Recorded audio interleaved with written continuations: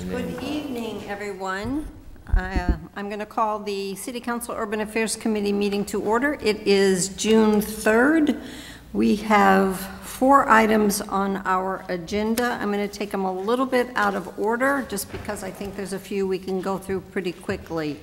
First one I'm going to take is 21-100-8266, a proposed rezoning of 290 Hudson Street, identified as map 43, parcel 38, from limited industrial to residence A3, requested by City Councilor Irish.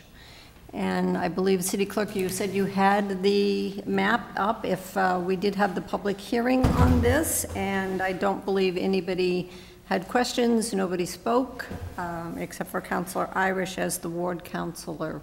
I don't know if anybody in the room has questions on the request. I know I had gotten information from Pam Wilderman when I queried about this.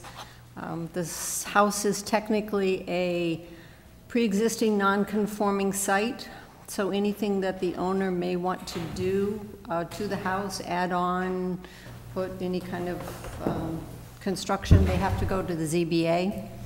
So to zone it residential, which I don't even know why it's not, seems like the smart thing to do. Councilor Doucette. Thank you very much, Madam Chair.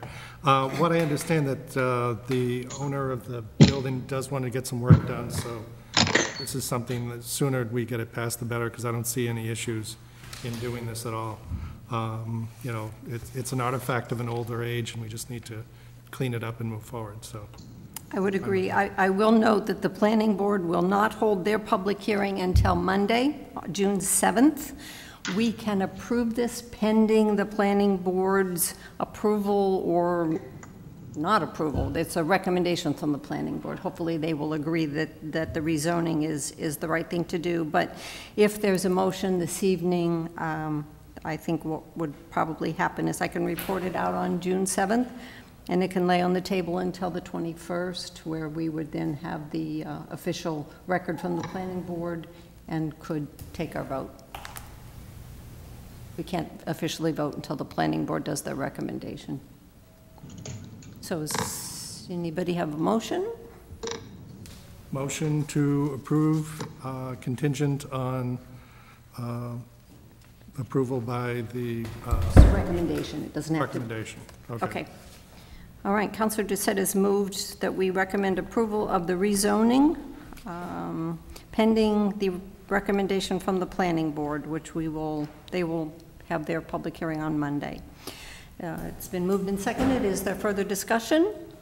And we do not need to take a roll call vote because we are all in chambers. So with that, everybody who is in favor, if you want to simply raise your hand, we will 1, 2, 3, 4, 5 to nothing. That takes care of that one. Thank you very much. All right, I'm going to move to the request to amend the freestanding gas pricing pricing sign for mobile at 656 Boston Post Road East within the Wayside Zoning District. That is order number 21-100-8275. I believe you also have that up there. And I don't know, Attorney Falk, are you going to talk about this, or is the sign company with us this evening? Thank you, Madam Chair. I'm happy to talk about it. I don't have a whole lot more to say than the image that you see in front of you. All we're doing is swapping out the All-Town sign and the Auto Wash sign with the 2 panels that you see on the right side of the screen. All right, and did I see, is a solicitor with us this evening?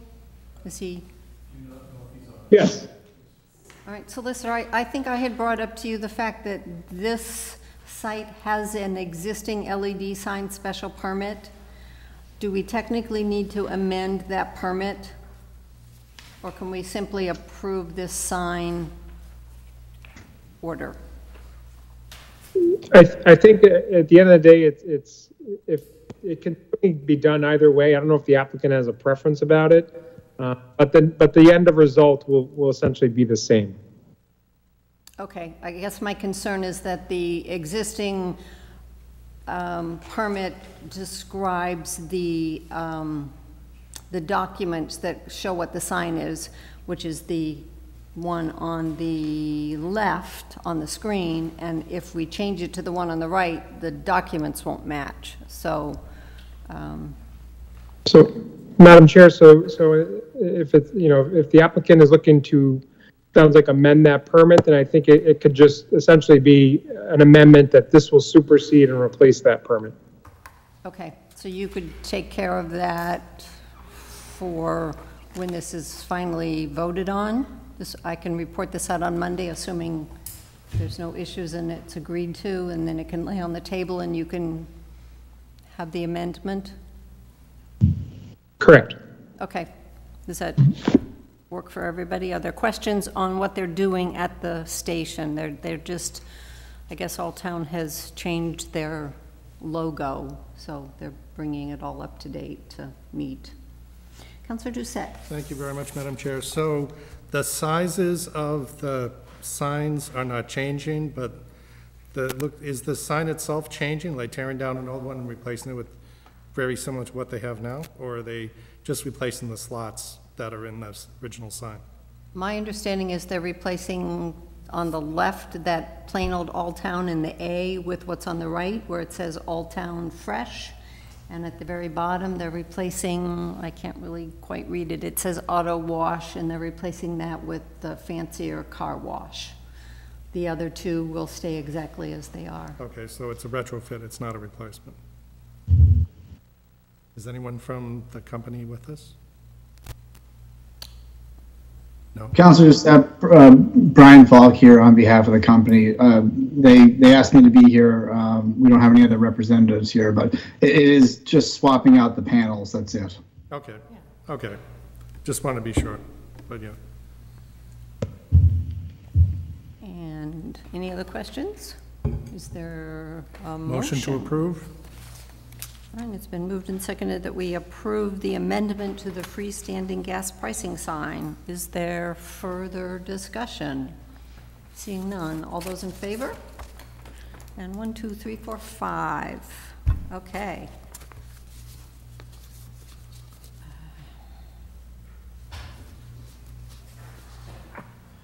All right. I think between the two that are left over, it's a coin toss, but I'm going to go with the Results Way mixed-use overlay next, which is continued review of order number 21-108-216. And I believe we have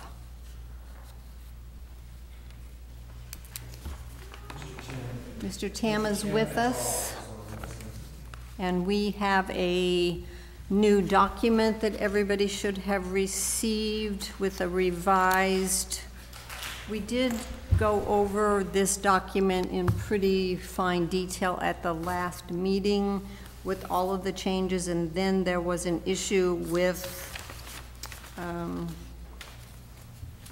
couple of things, so it was asked that we hold off while Attorney Tam talked to the solicitor. They worked out the language, and it is now before us. So I believe what got changed, excuse me, is a new number O for the eligible uses. Number 1, the following additional uses are permitted by right in the RWMUOD to read manufacturing and/or warehousing, including but not limited to biomanufacturing facilities that may use and store hazardous materials or toxic substances in accordance with applicable law. And then in number 2, the following additional uses are permitted by special permit in the RWMUOD, deleting C, which read in Subdistrict 2 only, manufacturing or warehousing, including but not limited to biomanufacturing facilities involving toxic or hazardous chemical manufacturing activities, notwithstanding any other provision in this section. And in number 3, where the uses are prohibited, striking in G the language that says, except as otherwise permitted pursuant to section E2C above. So it would read, expressly prohibited hazardous and toxic chemical manufacturing. So the solicitor is comfortable with the language of the new O and okay with deleting the other two pieces. Anybody have questions about this or anything else that we already discussed that would be amendments? Councilor Doucette. Yes, Madam Chair. Thank you. Just to the solicitor, the results of the planning board, there was a bunch of issues that they brought up. Is it your intent to say that O is in accordance with applicable laws, fits the issues that was brought up in the planning board? Or do we need to put additional items to cover the issues raised by the planning board?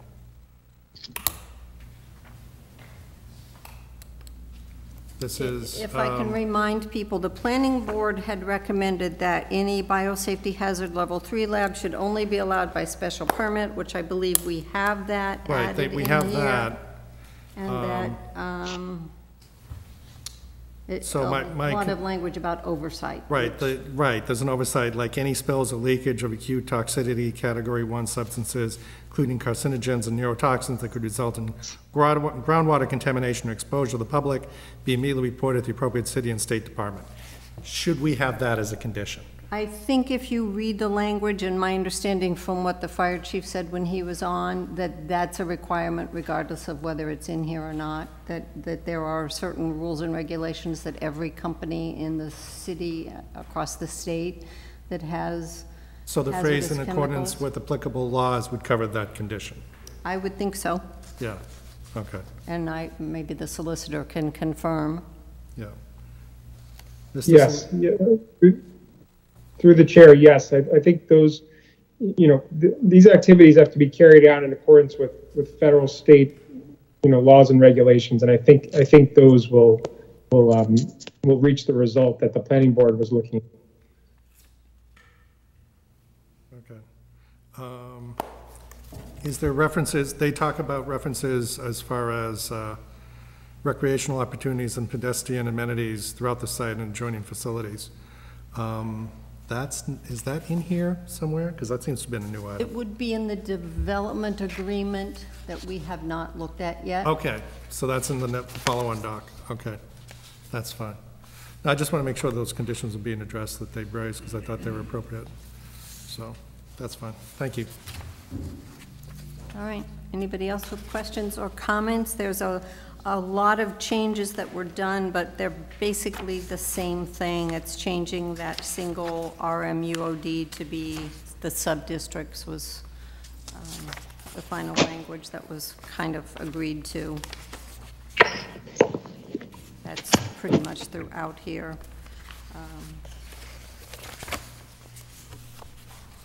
And adding the new housing that's allowed in this new district.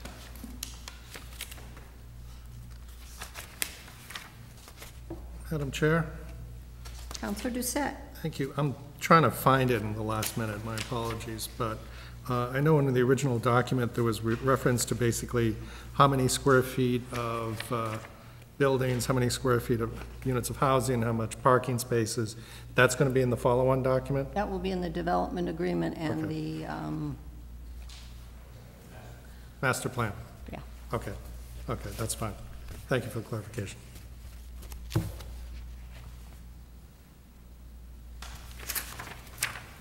Madam Chair. Councilor Now, Landers. as far as housing, is the limit 100 units? There is a limit of 100 units. You notice in the original document that we had the ability to have special permit for the original piece. They're not requesting anything to be by a special permit. They just want the by right 100 units. So But unless they could come back later with asking a special. they would have to amend the zoning. We amended the the development agreement, because we had it in the zoning that with a special permit, they could have the housing. Because I'm a little surprised, Madam Chair, to be honest with you, that, you know, they would be satisfied with 100 units, where the last unit, the last group they did was 123 units, you know, the one down by Cliff. So I'm a little surprised that they're satisfied with the 100, or whether that's just for now, I'm not sure. And I don't have any problem with it, to be honest with you. And I don't know if anybody's on, my guess it might be because there are wetlands in there, and that area is going to be hard to figure out exactly where to build. That could be. That may limit That could be. their ability to put buildings on the property. I don't know if there is anybody. Madam Chair, I can respond on behalf of the petitioner. For the record, Peter Tam on behalf of the petitioner here. Thank you, and thank you for the question, and appreciate the committee's careful review. And we appreciate having had an additional week to get this exactly right. This is truly the extension of the Results Way Mixed-Use Overlay District to provide for a mix of uses. The housing will be limited to no more than 100 units, and those units will be solely constructed on the northerly undeveloped parcel. And the yield there is, because of the topography, is really no more than 100 direct entry or townhome units. So the intent of the mix of uses is really to generate and create this bioring and the unrealized development on the hill, which is so important for the city and for the owner. Does that answer your question? Thank you, Madam Chair. So, because you notice that it currently says multifamily dwelling more than 350, so they went more than 350. We didn't say how much more, but the development agreement had specified, so we had to amend the development agreement to work, but we didn't have to amend the zoning piece for the Avalon 1 and 2 on the easterly side. Any further questions? I will just remind everybody that the last date to act on this is technically June 20th of 2021, which is a Sunday, so that means we get to act on June 21st, which is our last meeting in June. My plan would be, depending on the vote this evening, to report this out on Monday, ask for a suspension so it can go to be put in proper form, and then we can vote on the 21st. Madam Chair? Councilor Doucette. Thank you. If there's no changes to what we currently have in front of us, and I'm comfortable with the current wording, does it have to go to legal for proper legal form? Because it's effectively there now. I mean, can we? It's not technically proper legal form. Because of the strikes? And I had a conversation with the solicitor because he is willing to get something ready for us. My concern is one of open meeting law. We suspend for things like referring to the solicitor, but our agenda for Monday's already out there. So in order to take this up on Monday, we would have to suspend to add something to the agenda. This is, to me, not something that I feel is an appropriate thing to add to the agenda. This is too important. It can lay on the table. If we had to vote on Monday because of the timing of it, that's different. We've actually had a special meeting in the past to vote on something because we knew we were running out of time and we had to vote. But we can vote on this on the 21st. Okay. And I don't see an issue with letting it rest. Okay. And Councilor Ossing, you had a hand up. Thank you, Madam Chair. So I would encourage the Urban Affairs to allow that suspension. Alternative, and the reason for that is if we vote on it on June 21st and someone objects to passage in one evening, it goes away and you never get a chance to really vote on it. So I would offer to you, I'm happy to set up a special meeting on June 14th at 8 o'clock to have this as the only item on it. If you don't want to have a suspension from the solicitor on June 7th, that it would be on the agenda for June 14th. The council could then vote on it, and if there's, I'm just trying to play the let the thing vote out run and not get hung up on a technicality. So I just. And I don't know. I guess, for me personally, I'm going to vote no on this, but I would not vote to not finalize it on the 21st. I would hope that nobody else would do that out of spite. I don't know how many other counselors are going to vote no also. Vote no, but then if it carries, let it happen. I hear what you're saying. I'm going to be coming, what day did you say, the 14th? Or did you say the 8th? Monday the 14th. So if you just opt not to, just for protection of the council's integrity, I would be scheduling a meeting for June 14th for the city council at 8 o'clock And Monday I evening. may not be able to come to that meeting, so I guess that's Remote participation is still in effect. true. All right, I guess I will leave it up to you whether you want to do that. Well, I'd leave it up, you should put it out to your councilors to see if they want to suspend the rules and see what their thoughts are. Councilor Landers. Thank you, Madam Chair. Yeah, I'm a little concerned about letting it go right down to the 21st of June, to be honest with you. I mean, I don't want to sound like a sadist or something, but, you know, you have a power failure, you have a mini tornado, you have something that goes on. And that's a problem for me. I want to make sure, as someone mentioned a few minutes ago, something of this importance, that we have a vote, that it doesn't pass just because of our inactivity or something. So I wouldn't object to the president setting up a special meeting on the 14th of June, which is Flag Day. It doesn't have to be the 14th, Mike. I mean, Mr. President, that's a Monday, but that would be the logical time to do it. But I just don't like delays. All right, I guess I will just reiterate, I believe what Councilor Ossing was also saying was that we could, with a vote, suspend to add this to the agenda. I personally am not in favor of that, but if I'm overruled and there is a agreement to add this, we could vote on it on Monday. And then we wouldn't need to, if it wasn't approved, if somebody didn't want it to get finalized, we still had the 21st. So, Councilor Navin. Thank you, Madam Chair. Just real quick, if we were to vote to suspend to add it to Monday's agenda, what kind of notice would be given for the public? None, right? So None, we would it would only be just having be- this discussion here, and so there would be no notice.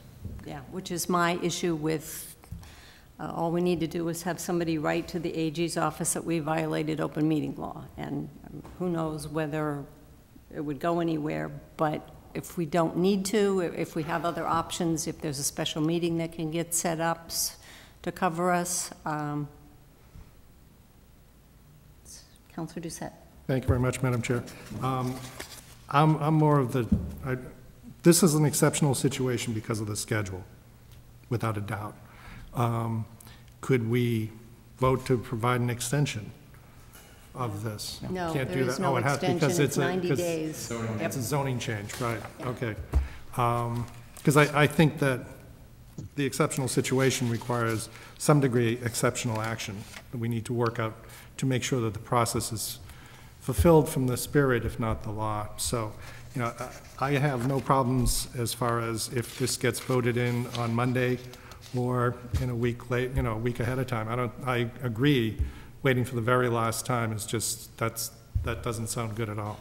So, Is everybody comfortable with the special meeting on the 14th? Madam Chair? Thank you, Madam Chair. Just to follow up on that, yeah, I think that's right. I have a greater concern with trying to suspend the rules without any public knowledge to have this voted in on Monday versus having a public meeting where at least people will be able to know that it's coming down the pike, you know. I'm sure everybody at home or everybody in Marlborough is sitting here watching this meeting tonight, but just in case they're not up on this conversation, you know, I'd rather clear the decks on the 14th if possible and do that as opposed to suspending on Monday.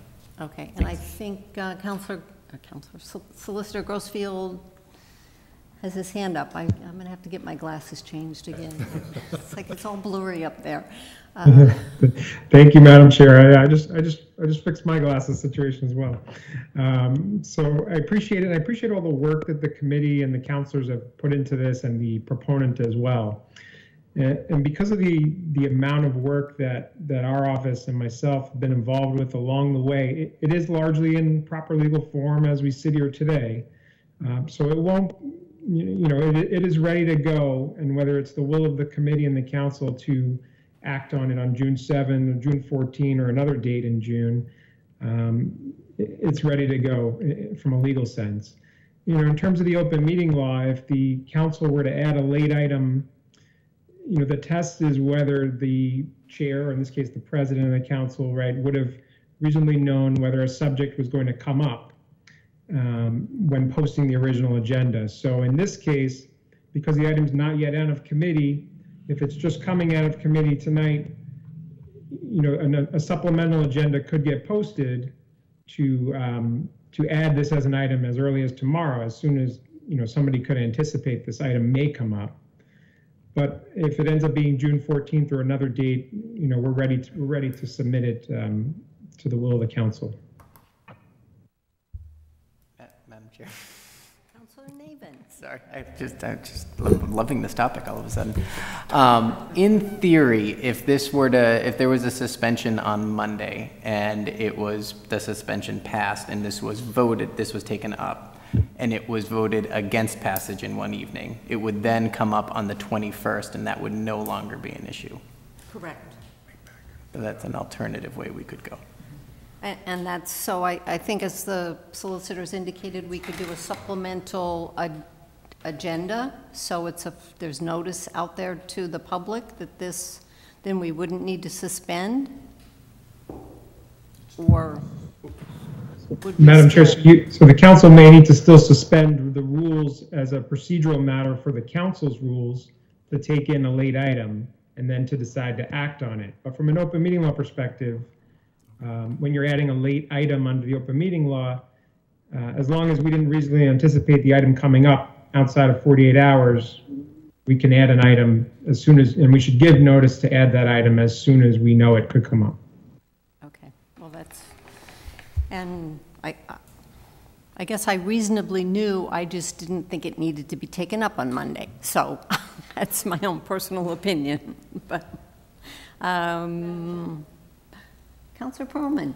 Thank you, Madam Chair. And I know I'm not a voting member of the committee, but I did want to reiterate, I do think it's helpful when the public has more notice, and considering how large of an impact this project will have in the future, I don't see any issue in having a June 14th meeting if needed to accommodate that extra time. And as President Ossing has stated, that would be the only item, so clearly people would be aware of it if that was the case. So I don't know if the only reason we just don't want to have a meeting is because it wasn't previously scheduled, but I think that what you laid out initially makes sense to me. Councilor Doucette. Thank you very much, Madam Chair.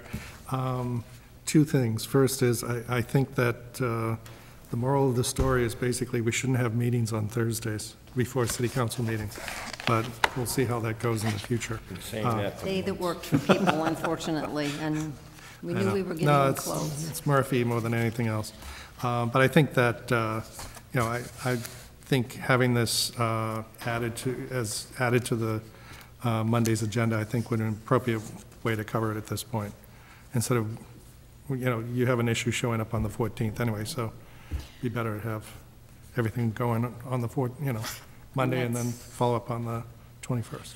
Okay, I come back from my trip on the 14th, I believe, in time to be able to be here for a meeting. I guess it's going to be up to the city council on Monday, because either one are going to take a suspension. So if there's no suspension to actually vote on Monday, then the suspension hopefully to refer to the solicitor and have the special meeting on the 14th so that we could vote on this.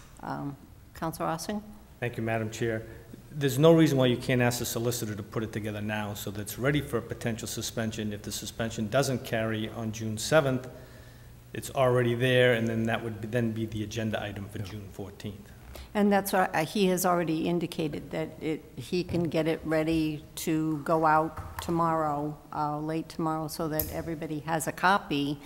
And then it's still up to the will of the committee. Are you comfortable enough voting on this on Monday to suspend, to actually take the vote? Or do you want it to lay on the table?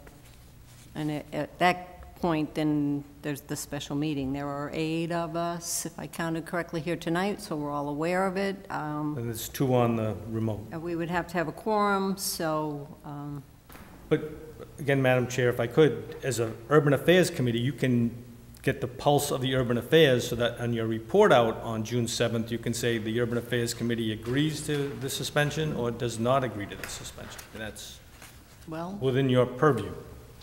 Madam Chair, Councilor Doucette. motion to approve and send to legal to put in proper legal form for Monday night. How's that sound? It sounds okay to me. It's just still, there will have to be the suspension on Monday. Sure. Absolutely. But at least and it's put in it'll be legal form proper for Monday. form. If it's not taken up, it will lay on the table, and We will bring it up be- the following Monday. At that point, we'll Yeah, we'll set a June you'll 14th meeting. post the meeting for the 14th, I would guess. And Madam Chair, if I could, Karen's told me, so there's finance and personnel meeting on June 14th, so we'll just stagger. I mean, this should be a relatively quick meeting if we have to have one, but I'll set it up in discussion with Karen and the finance chair and the personnel chair. Okay, so Councilor Doucette's motion is to approve as we have amended and to send this to the solicitor to be in proper form for Monday's meeting for request to suspend, which is part of the motion, but.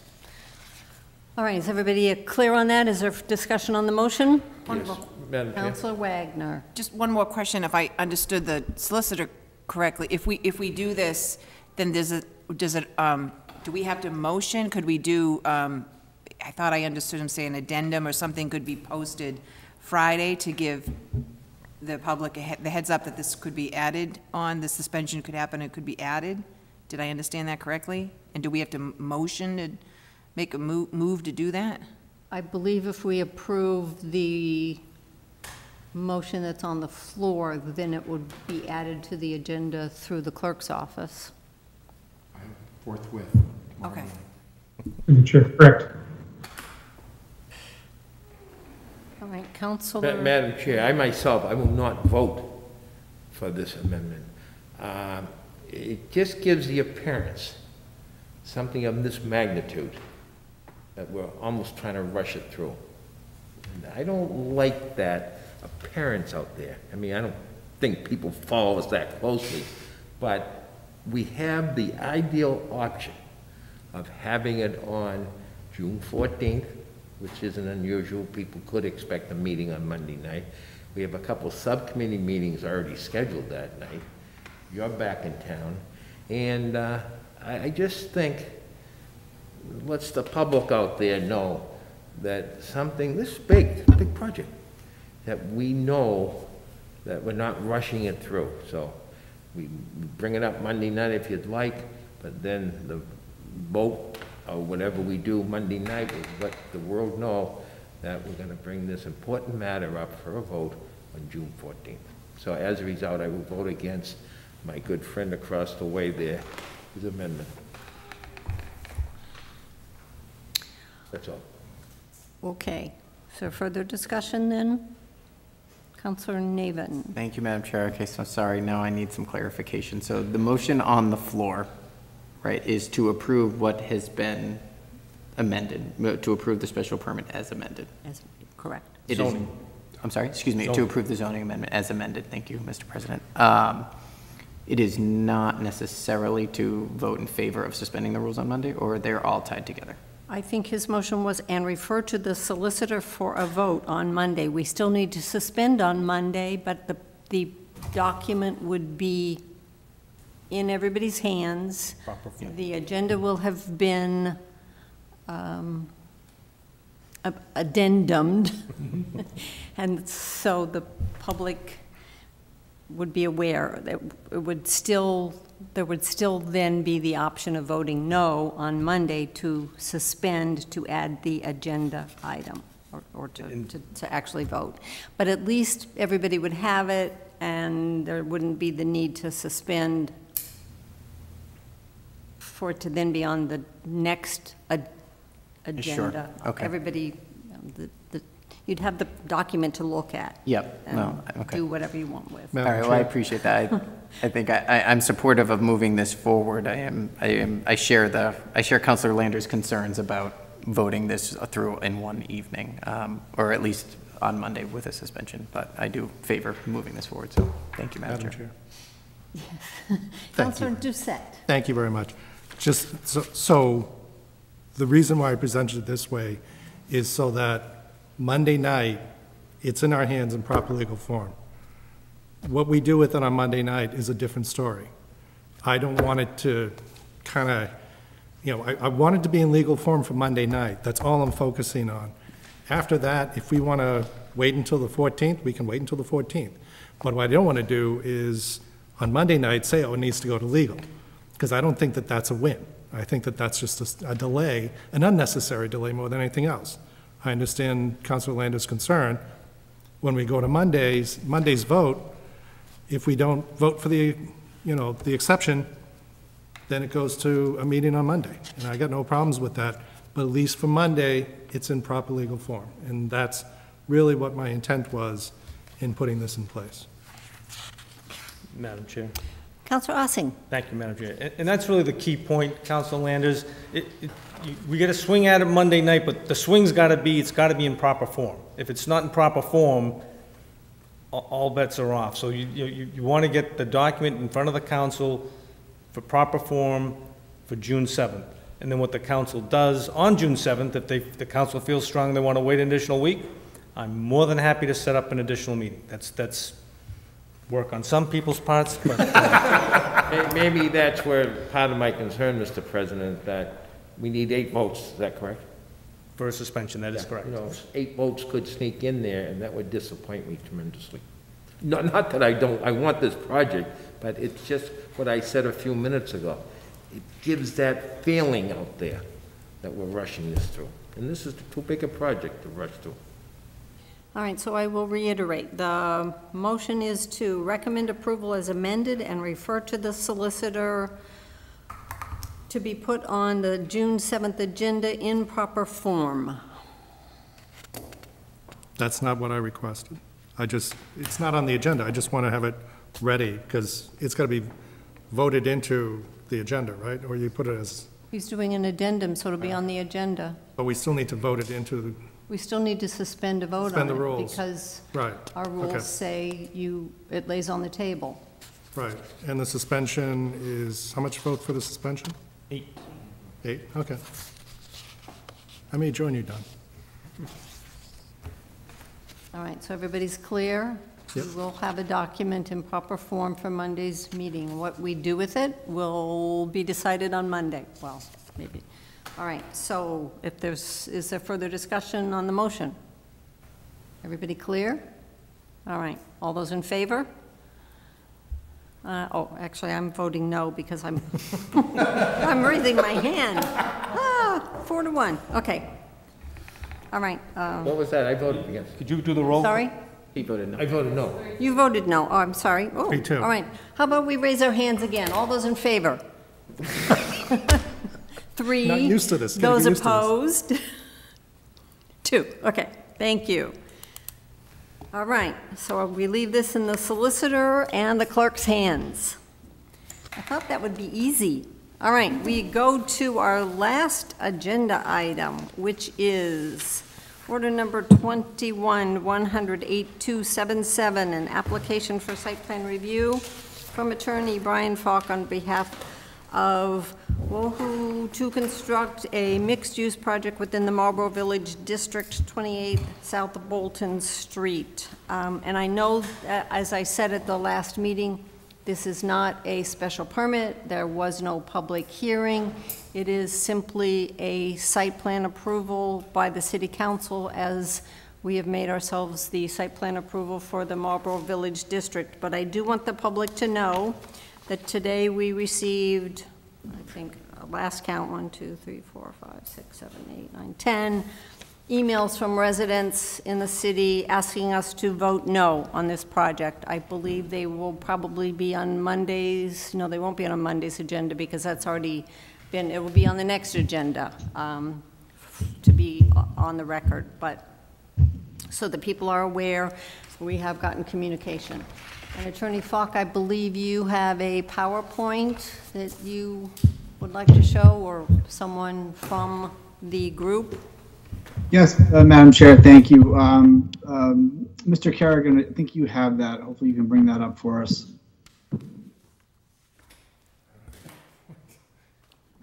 Madam Chair? Councilor Ossing. Karen informed me that if Steve can post it in the next 20 minutes, the solicitor's comment, or the solicitor putting the item in proper format, it'll make the proper notification for public notification of 48 hours prior to the meeting, if that's something you want. It gets us out of the, it addresses Councilor Lander's concerns. There still has to be the suspension. You still have to suspension, but the issue of having it in the solicitor's information properly on the agenda will be okay if he... Doesn't he have to get it to you within the next, I mean, just adding it to the agenda isn't the same as having the document in the packet, is it? Since the packet's already also posted? No, just the agenda has to be The posted. agenda, okay. Technically, the agenda has to just... So go for it. Mr. President, can we recognize? It's not my meeting. For Landers. Okay, what concerns me a little bit, Madam Chair and Mr. President, it's what it's projecting. When we're doing something like this, we get 12 minutes to do it. We're projecting that we're rushing something of great importance, of great magnitude. That's the idea that if I was home, I might get that feeling. I'm sitting here and I know we're not rushing it, but it gives the appearance that we're rushing it, that we gotta hit a 12-minute deadline to post something for a Monday meeting. And then, as I said earlier, we have the ideal opportunity. You know, it'd be different if we were running out of the time on June 30th or December 31st or whatever the heck it was.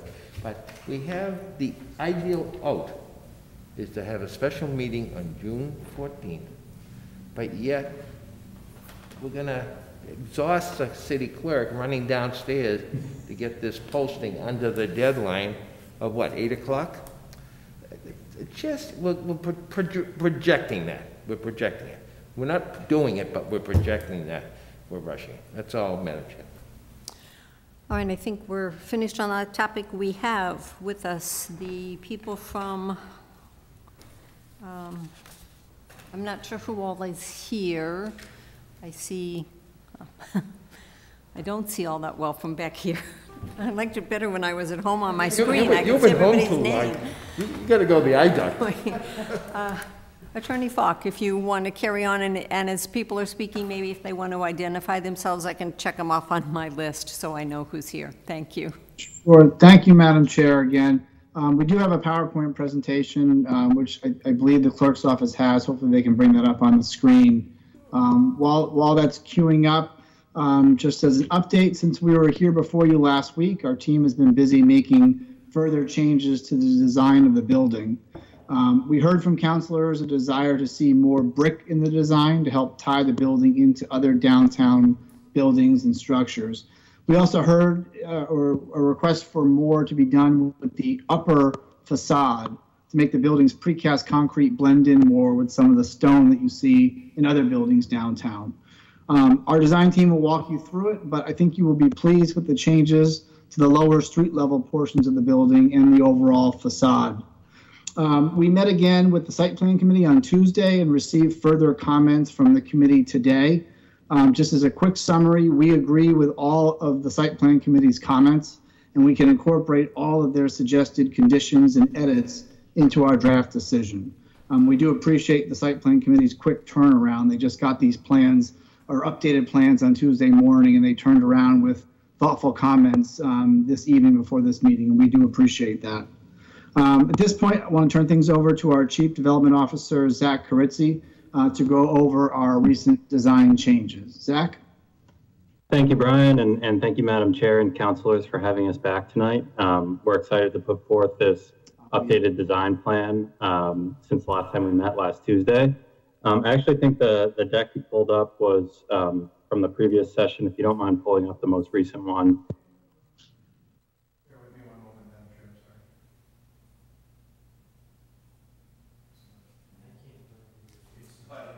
It's not in a PowerPoint presentation. Design PDF? Design.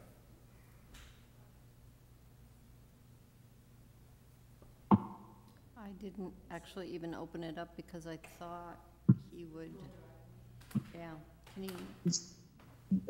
Mr. Carrigan, this is an email I sent to you this afternoon. I'm not sure if this is the one. This is our design set. We have a PowerPoint as well. Bear with me 1 minute, Mr. Falk. Can you get it from the Google Drive? Madam Chair, how about a 5-minute recess to get us caught up? Do you want me to email you my copy?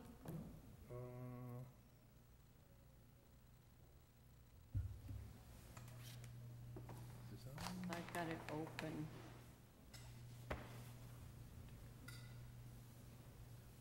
And downloading.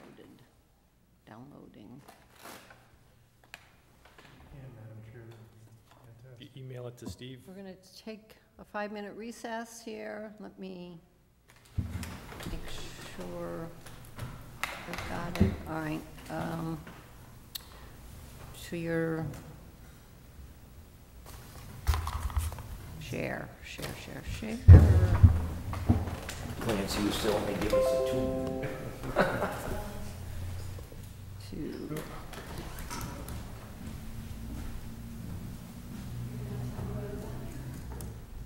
So your grass is growing like a something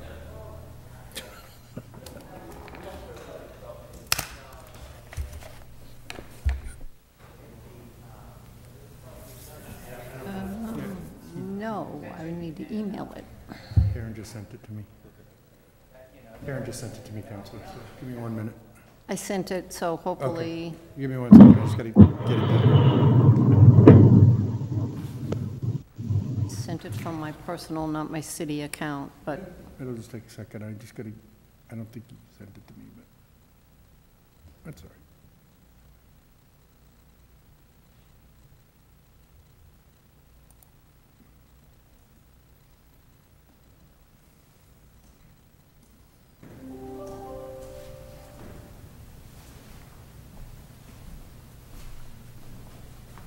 Third, okay. 1 second.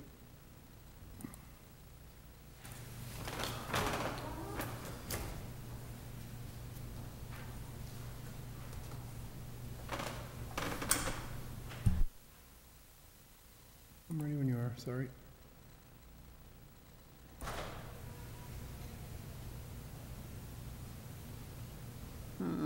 it's sitting in my outbox. Okay, why isn't it going?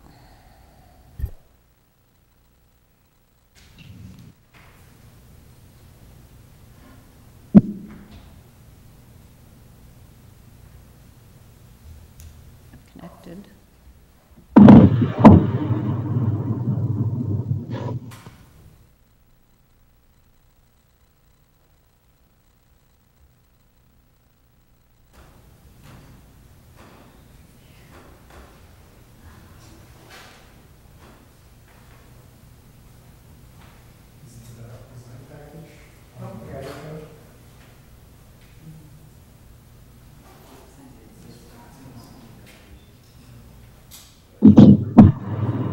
Got it? Okay.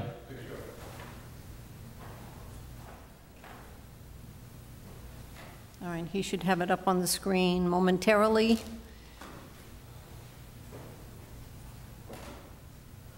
We all back? Councilor Landers is still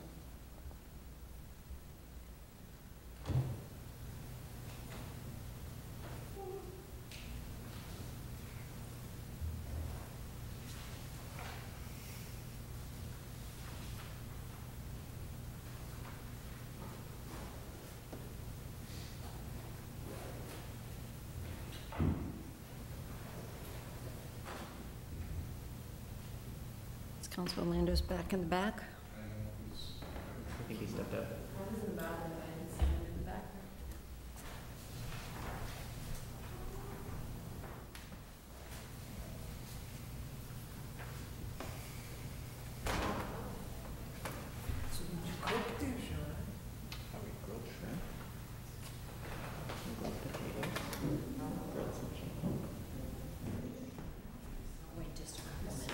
That's how they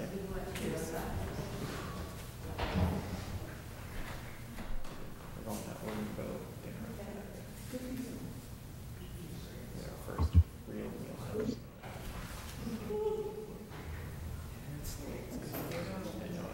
I know it.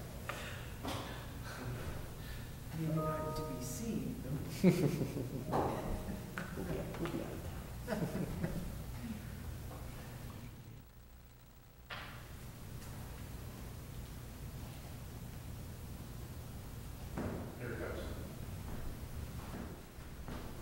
All right, we are ready to go.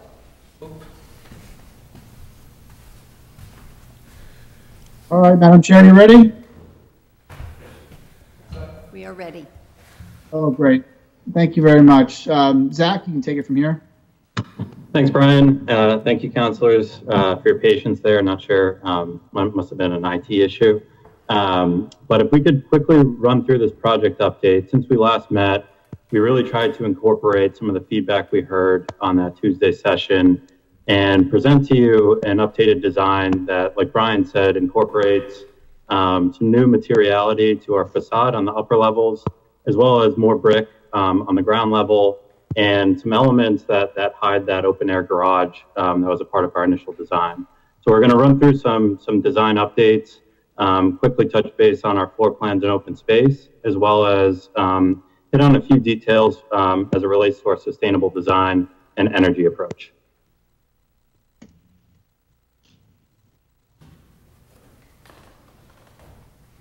This shot of the new design encompasses most of the updates. You can see on the ground level in particular, we extended that brick wall to wrap the entire ground floor podium. This hides some of that parking element that I know was an issue, I think, in our last session. We've also created this wall to be a planter. So it's a live vegetated brick wall. You can see the added green elements and landscaping, as well as this hanging garden, which further hides the open air garage on that ground level. On the floors 2 through 6, we've created this fenestrated facade as an update. Before, I think if you remember correctly, it's an all glass, it was an all glass facade. We've gone with solid surfaces as well as almost like a punch window effect. And the way we can do our molds in our prefabricated components, it actually creates this stone texture, and we think a very exciting design, which can be of great interest for this corner spot at 28 South Fulton Street. This is a honed-in shot of that ground floor. You can see the additional brick in that wall that runs in front of the open-air garage. In addition, if you look into the commercial space, we've added some vertical brick elements as well. Again, this creates that varied materiality that really aligns with the Village District guidelines, and we think integrates our building design both from the upper levels down to the ground floor with the downtown Marlborough District. These are some exterior shots from all directions of the building. Again, you can see the new facade that we've designed, this brick wall that wraps the podium, as well as the relatively, oh, sorry, I thought I heard a comment. The landscaping that we've continued to detail out as part of our design approach. Here, we wanted to show you quickly what our initial design from our April 22nd submission looked like and how it's evolved over the last 6 weeks or so to the current design you're seeing. We've continued to add facade elements, enhance the ground floor, really create this activated corner site that creates materiality as well as a very exciting mixed-use project that can integrate with downtown Marlborough.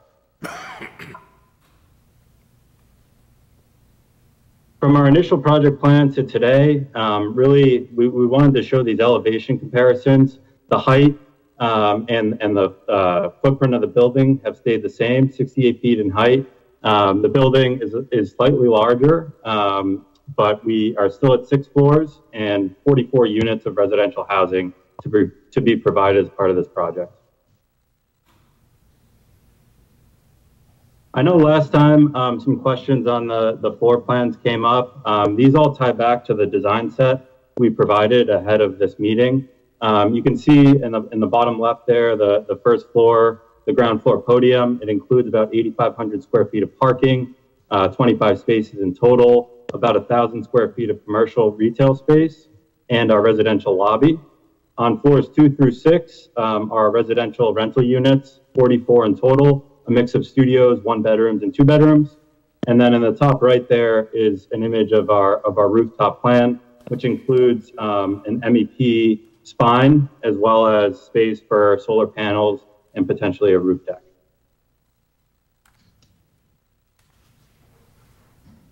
We wanted to quickly highlight the open space that we're creating as part of our project. It's really coming in an array of forms. Within the building, we have some residential balconies, as well as some common area balconies as part of our program. We have programmed, in addition, some indoor amenity space on each of the floors, as well as on the ground floor, we have well over the 2,200 square feet of required kind of landscaped area as part of our design.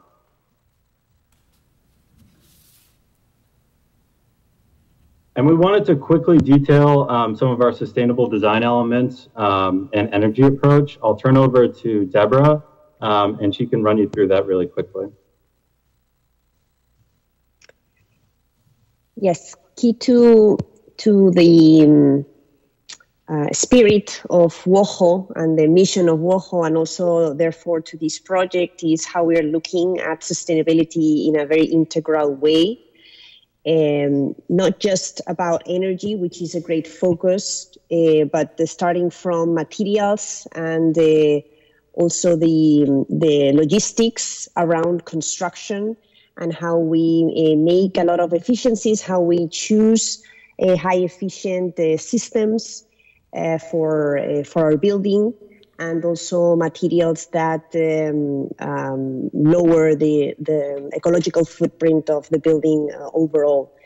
We also look then at the energy consumption of the processes and then of the building in the short and long term. And we also, and very importantly, try to provide healthy indoor and outdoor spaces through the selection of these mechanical systems and their efficiencies, through the design of the windows to enable natural light and ventilation, and also through the use of vegetation in the balcony area, in the gardens around, and as Zach was presenting, the kind of opportunity to access different outdoor areas within the building. And the key to developing and enabling this sustainability at multiple levels is our collaboration and our partnership with firms like Arup or like TransSolar, who is a climate engineering firm specialized in passive housing, passive strategies, as well as renewable energies like solar, geothermal, etc. And we are collaborating with them from the beginning to design our products and then to apply our standards to the buildings that we build, which would be the case of this project.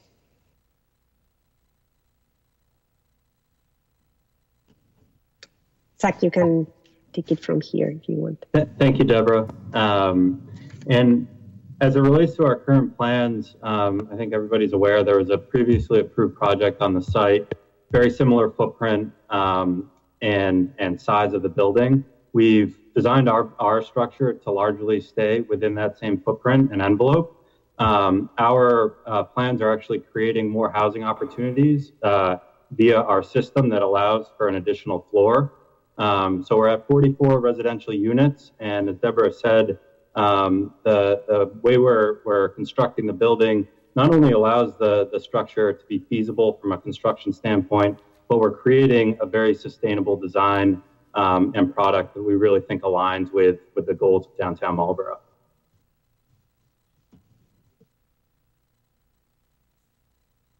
These are some shots just to give some context of how the building would take shape and orient within both the site and this corner on Bolton Street and Granger Boulevard, but also within the larger area of downtown Marlborough.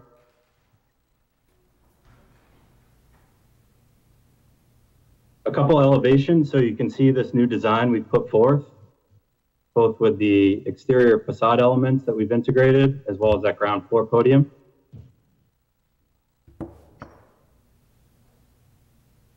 And once again, some more elevation shots. This new design approach, we really tried to incorporate all the feedback we've received over the last couple of weeks. We're excited about it. We think it integrates well with some of the remarks we've heard, as well as the overall approach of the Marlborough Village District guidelines and the goals of downtown Marlborough. We're creating housing, a sustainable end product, and something that I think can really activate this critical corner of downtown Marlborough and usher in similar responsible development in the coming years.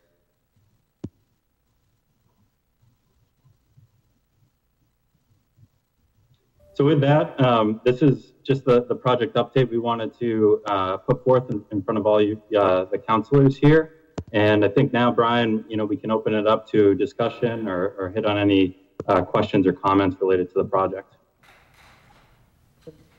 Thanks, Zach. And again, just to wrap up, the site plan committee's comments we received today, we're in agreement with all of the suggested condition changes that they recommended. And we appreciate their time and your time with this, and happy to take your questions. Thank you. All right, so committee members, you all should have received a updated site plan. It has some blue changes on page 3 and page 4, simple one on page 5 and 6. So we haven't actually gone through this document yet. This would be a good opportunity to do that, going through it with the recent letter that we got from site plan, so that you can ask questions on this.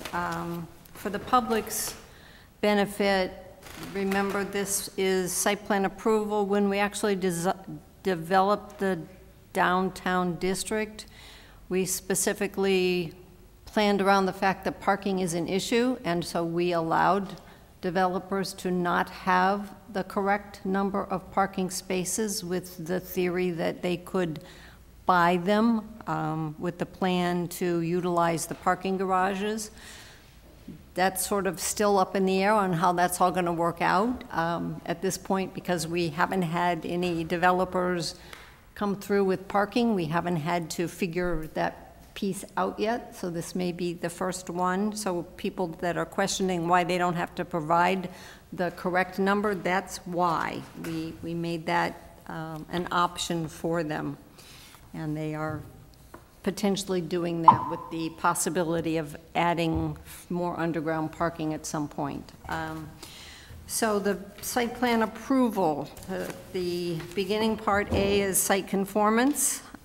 It's just some basic information. I don't know if anybody has specific questions on what's there. I don't want to go through this without people being able to ask them if they have them. Madam Chair, can we just get some comments before we start going to the document? Sure, if you want to, you can. I appreciate that. So I think I want to like this project. I want to make sure that that's clear to you guys, okay? I actually think you took a step back in the latest design because, the feedback that came back from a lot of the counselors was basically make it so it fits more into the current district as far as design goes, which is, there's a lot of brick facade around, okay? In the buildings, not just on the front piece. What you're doing in the front is fine. I'm talking about the main building. As we talk about bricks, you came back with stripes. And that's not necessarily what I was hoping to see. I actually like the idea of having more glass than, walls for the outside of the buildings. That's just my view.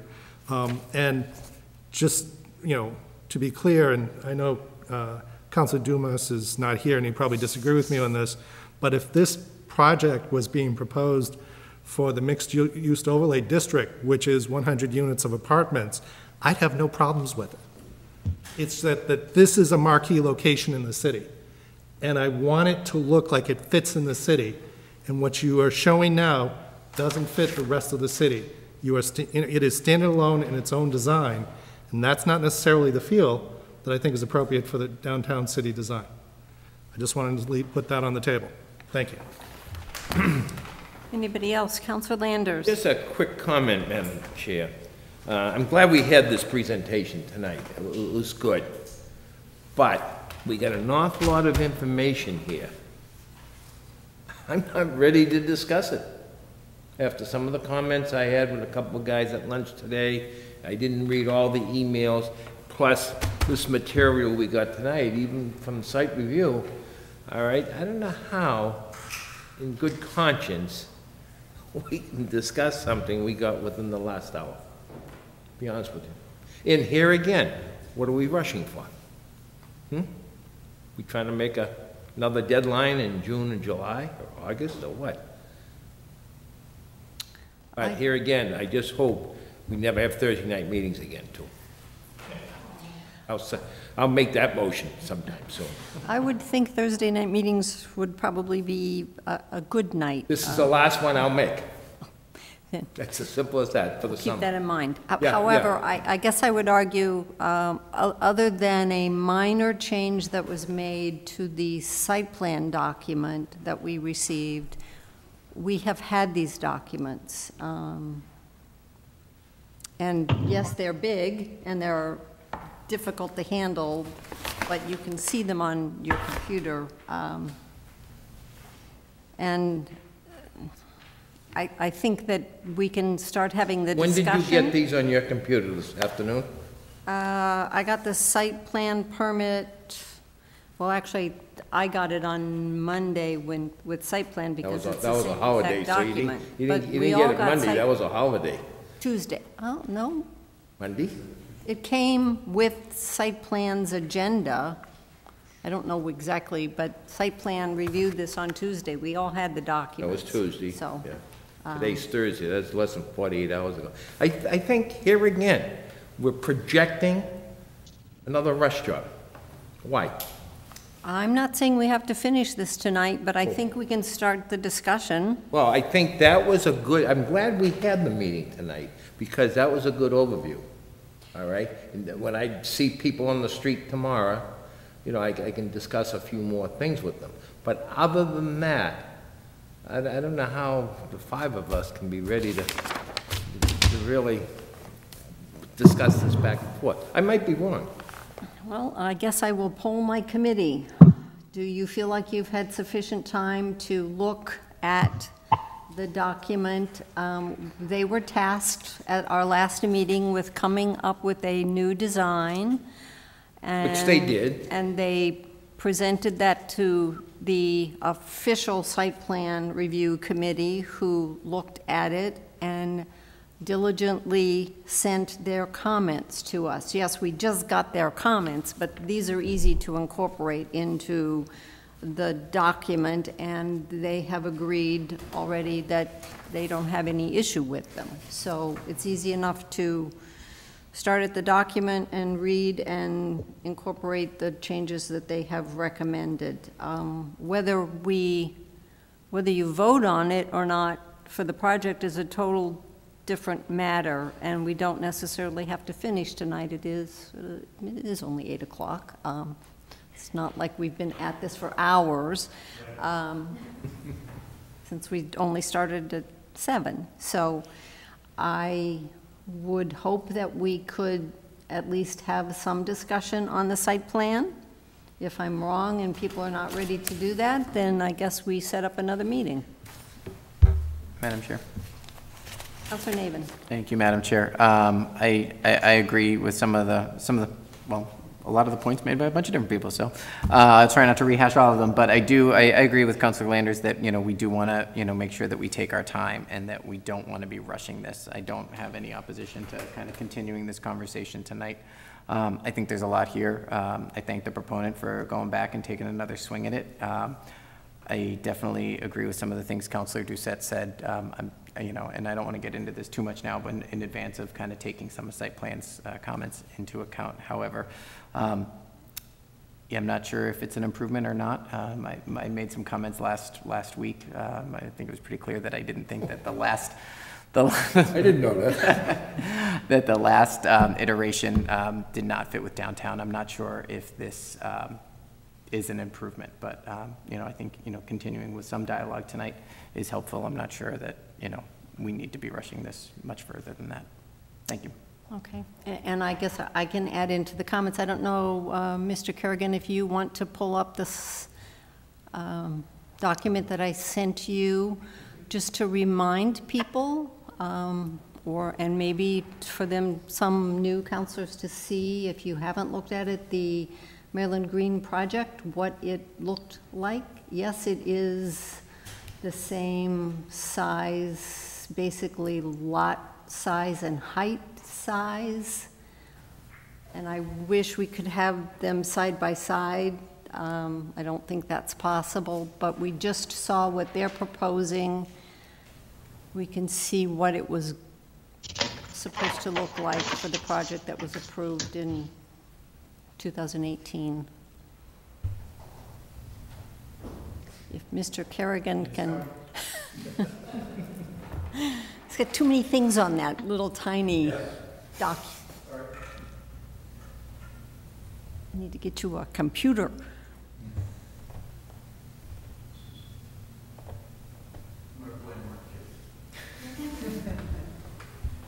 Anybody else?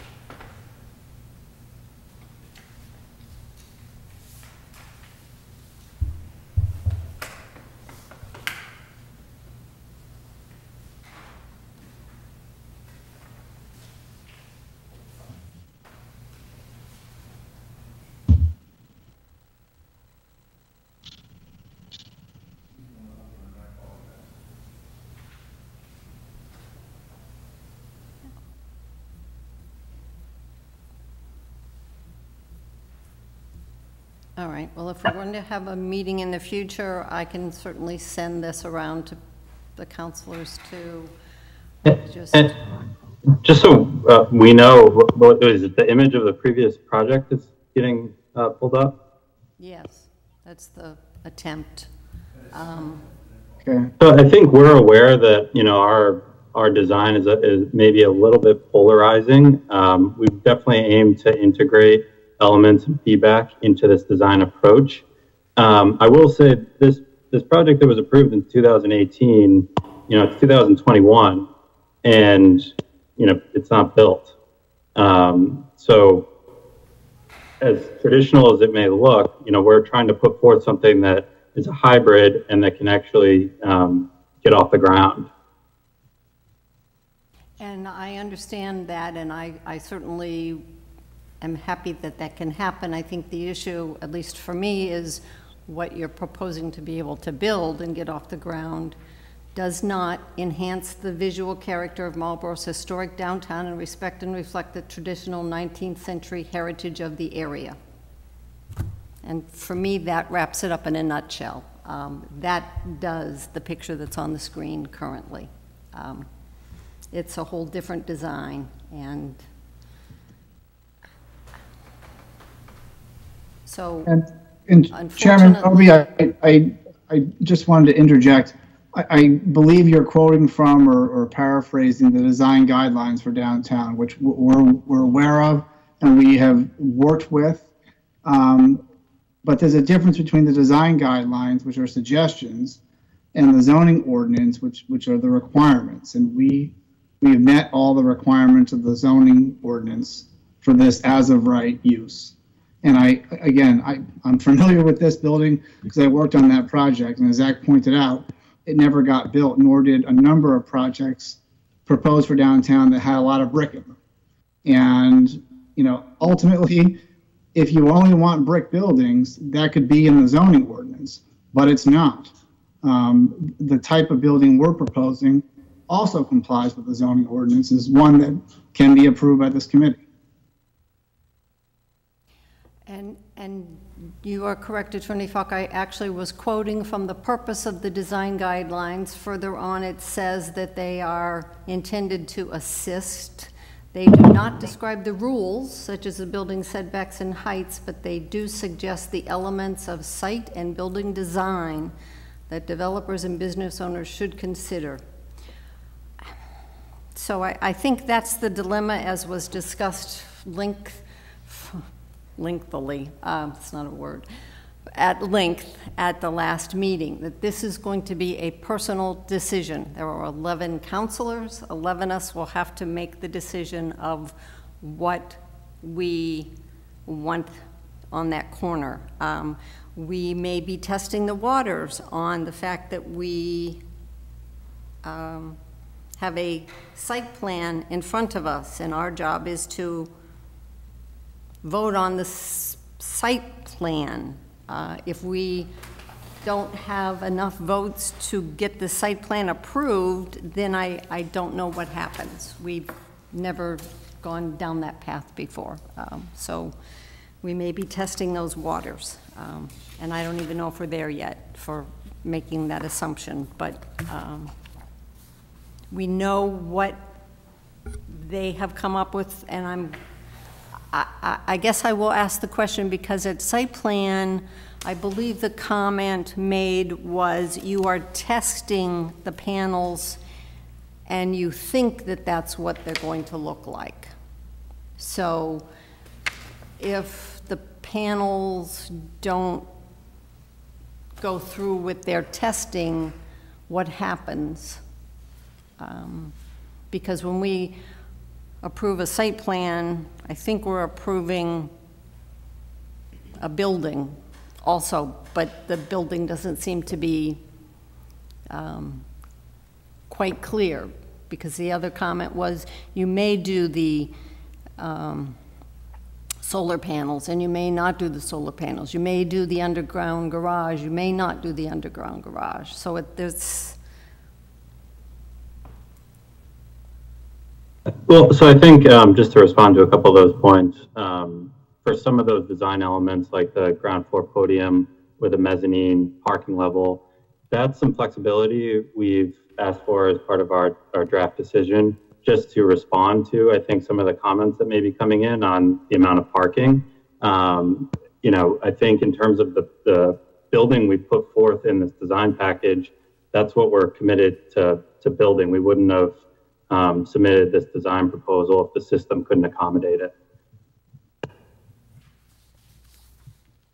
And the decision will reference the building plan. So those will be the building plans and the images that you'll have that'll be part of the decision that's being approved, and that will be reflected in the building permit set that eventually goes to the building commissioner. And then the solar panel point for the roof, I think, as Deborah pointed out, we want to make this as sustainable building as possible. It's one of our key cornerstones of our company, and something that we think really aligns with the goals of development in Marlborough and the rest of Massachusetts. We're providing ample open space throughout the project. And even if the roof were to incorporate more solar panels, I think we're well above the required 4,400 square feet per the zoning ordinance. All right, I did my spiel. I don't know if anybody who has not. Councilor Wagner? So the what attracted me to this project is the energy efficiency, the electrified buildings. I actually like, I mean, I think there's potential to bring, there's a lot to be said about a modern design tied into the old style. I'm not as emotionally attached to our old brick buildings, most of which aren't ADA compliant and leak energy like a sieve. They were lovely in 1890, but it's not 1890. I'm also very cognizant of the fact that many projects are struggling to get funding right now, and building materials are through the roof. A sheet of plywood costs $88 the last time I checked. It's nuts. So I think we, as a body, have to also be realistic. If we want a quaint 1890 style building that's made out of brick, is energy efficient, and has all the modern features that people want, and plenty of parking, we can keep dreaming, but I don't know if we're really going to get something like that. So some mix between the perfection of what we wish and what could be certainly would be there. And I appreciate all the effort, and I was so excited about this project, but man, there's a lot of concrete there now, and frankly it looks a little bit more like a prison. It's kind of shocking the direction you went in, and I can't imagine people were upset with the design before, and now there's more concrete. And I mean, I like the brick back. There's going to be some middle ground here where we are realistic about what it takes to build in this era. It's not even 2018. 2021 is a very different world, and it's going to be that way for a good couple of years ahead of us. Again, the funding in these projects is tough, and we're seeing it. Things aren't getting built, and somehow we have to be open, I think, to new design and ideas, but this is a direction I didn't really expect. So just wanted to put all that on the table. Councilor Navin? Thank you, Madam Chair. Just a couple of points there too, right? And I agree with Councilor Wagner. I did last time too. I certainly agree on our point about the new design, but you know, we are looking for things that are energy efficient, and in the Commonwealth it is a little bit more expensive to build, and that is because no matter what we build, especially here in Marlborough, we're a green community. Anything that gets built has to adhere to this stretch code, which is an energy efficient code that the Commonwealth adopted, and that is going to ensure that whatever gets built, if something gets built, it's going to be more energy efficient, certainly than it has in the past, certainly than it was a decade ago. You know, the point about whether or not it can be built for enough, you know, at a rate that makes sense, you know, for the developer to actually be able to make some money. I think that that's a fair point. That said, you know, I don't think, I take a little bit of an exception with the fact that we're not looking to build, and I don't think anyone has said, we want a solid brick building on this lot.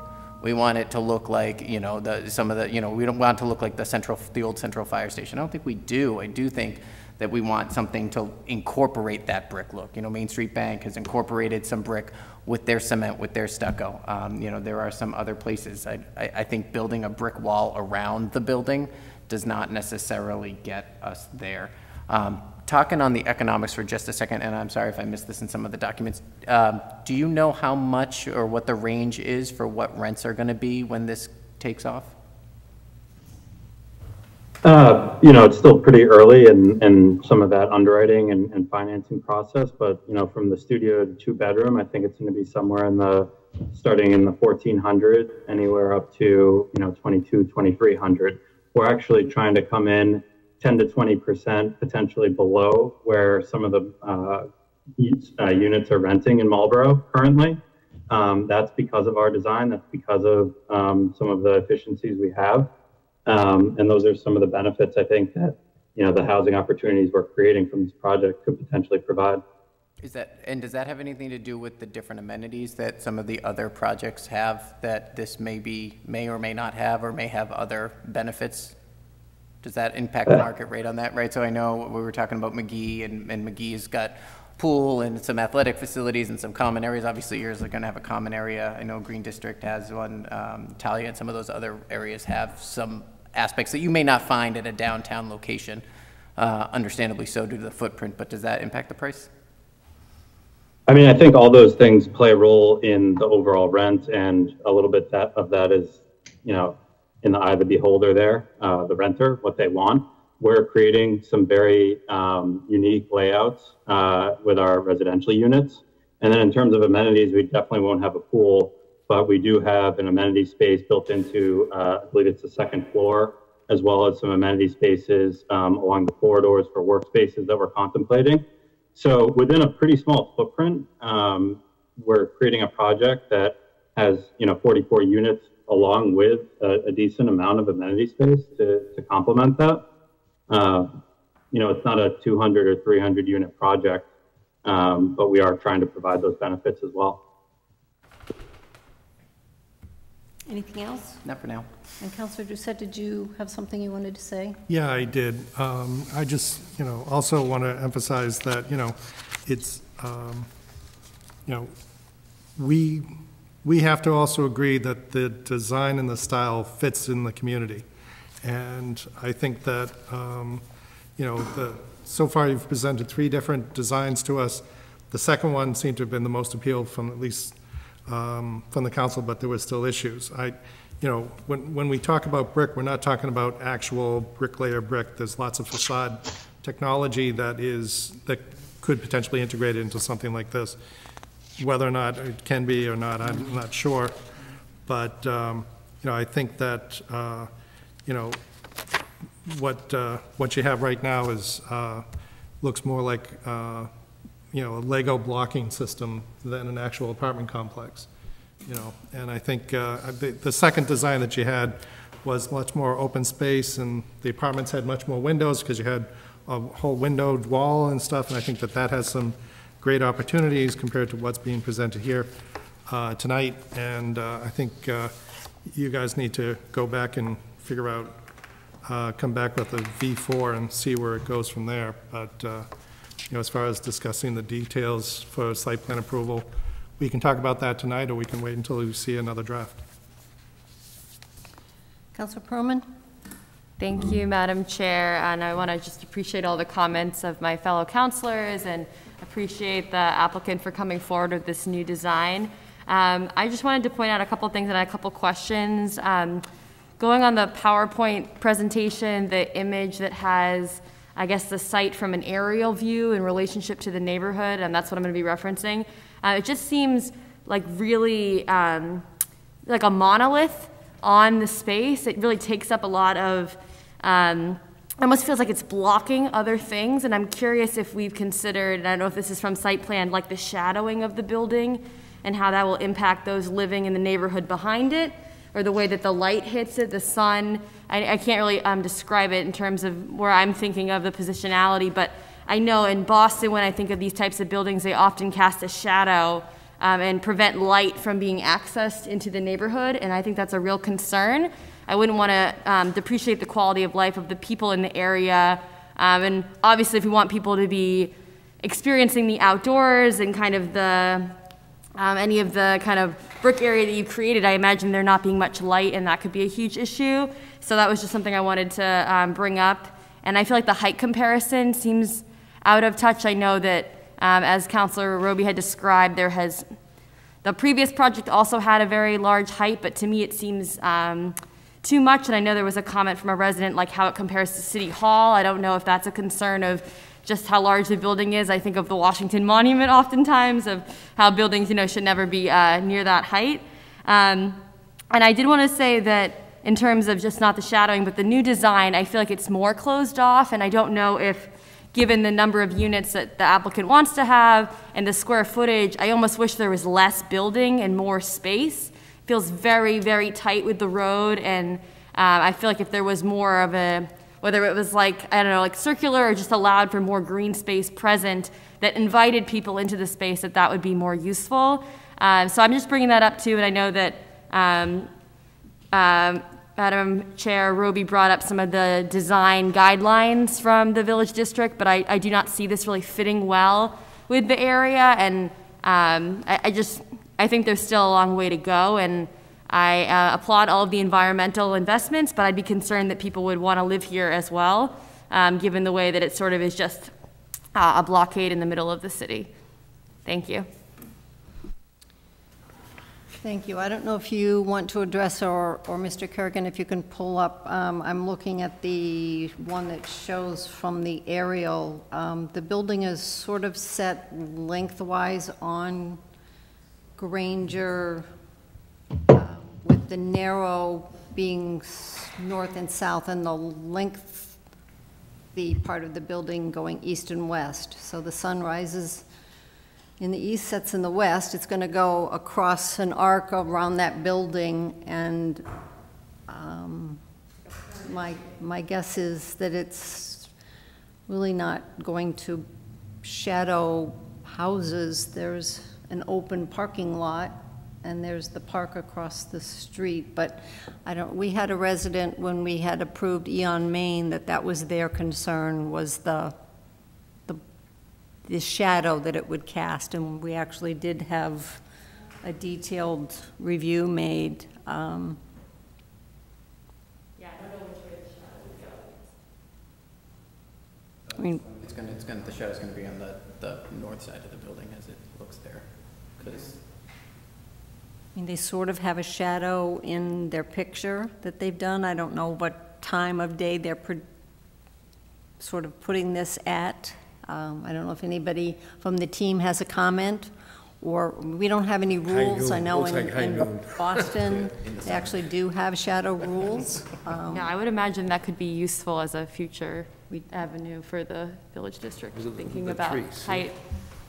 Madam Chair, if I may, I remember that we did the shadow study for Eon Maine, and part of the reason we did that was because we were seeking a special permit for additional height beyond what the zoning required for in that project, which was why it was relevant to look into, if we're going to go beyond what's allowed as of right, what are the impacts of the height going to be? That's not the case here. But when they did that shadow study, they set those up on December 21st. That's, the worst shadow impact. And I remember that, the shadow cast at that site because of that building had no impact on a house not too far away. As you pointed out, this is on a three-corner lot with a parking lot to the north side, so I tend to think any shadow impact is going to be minimal or zero. And it does fit the height that we put into the code. It's certainly higher than anything around it, but it's allowed. Madam Chair, I was just going to ask, what would be the next tallest building in that area? Would it be City Hall? I'm just wondering, for context. I would guess City Hall would have to be with the tower on. I know I had actually asked the building commissioner, who I don't think is on. He is on. I had asked him if he could tell me what the heights of City Hall, the parking garage, Yeah, I would like to senior know. housing, and he said he didn't. It would take them a while to look up the records. He could sort of guess based on just looking at the building, knowing how buildings are built, how tall they were. I don't know if he wants to offer any comments tonight. Mr. Tway, are you there? Sounds like Mickey Mouse.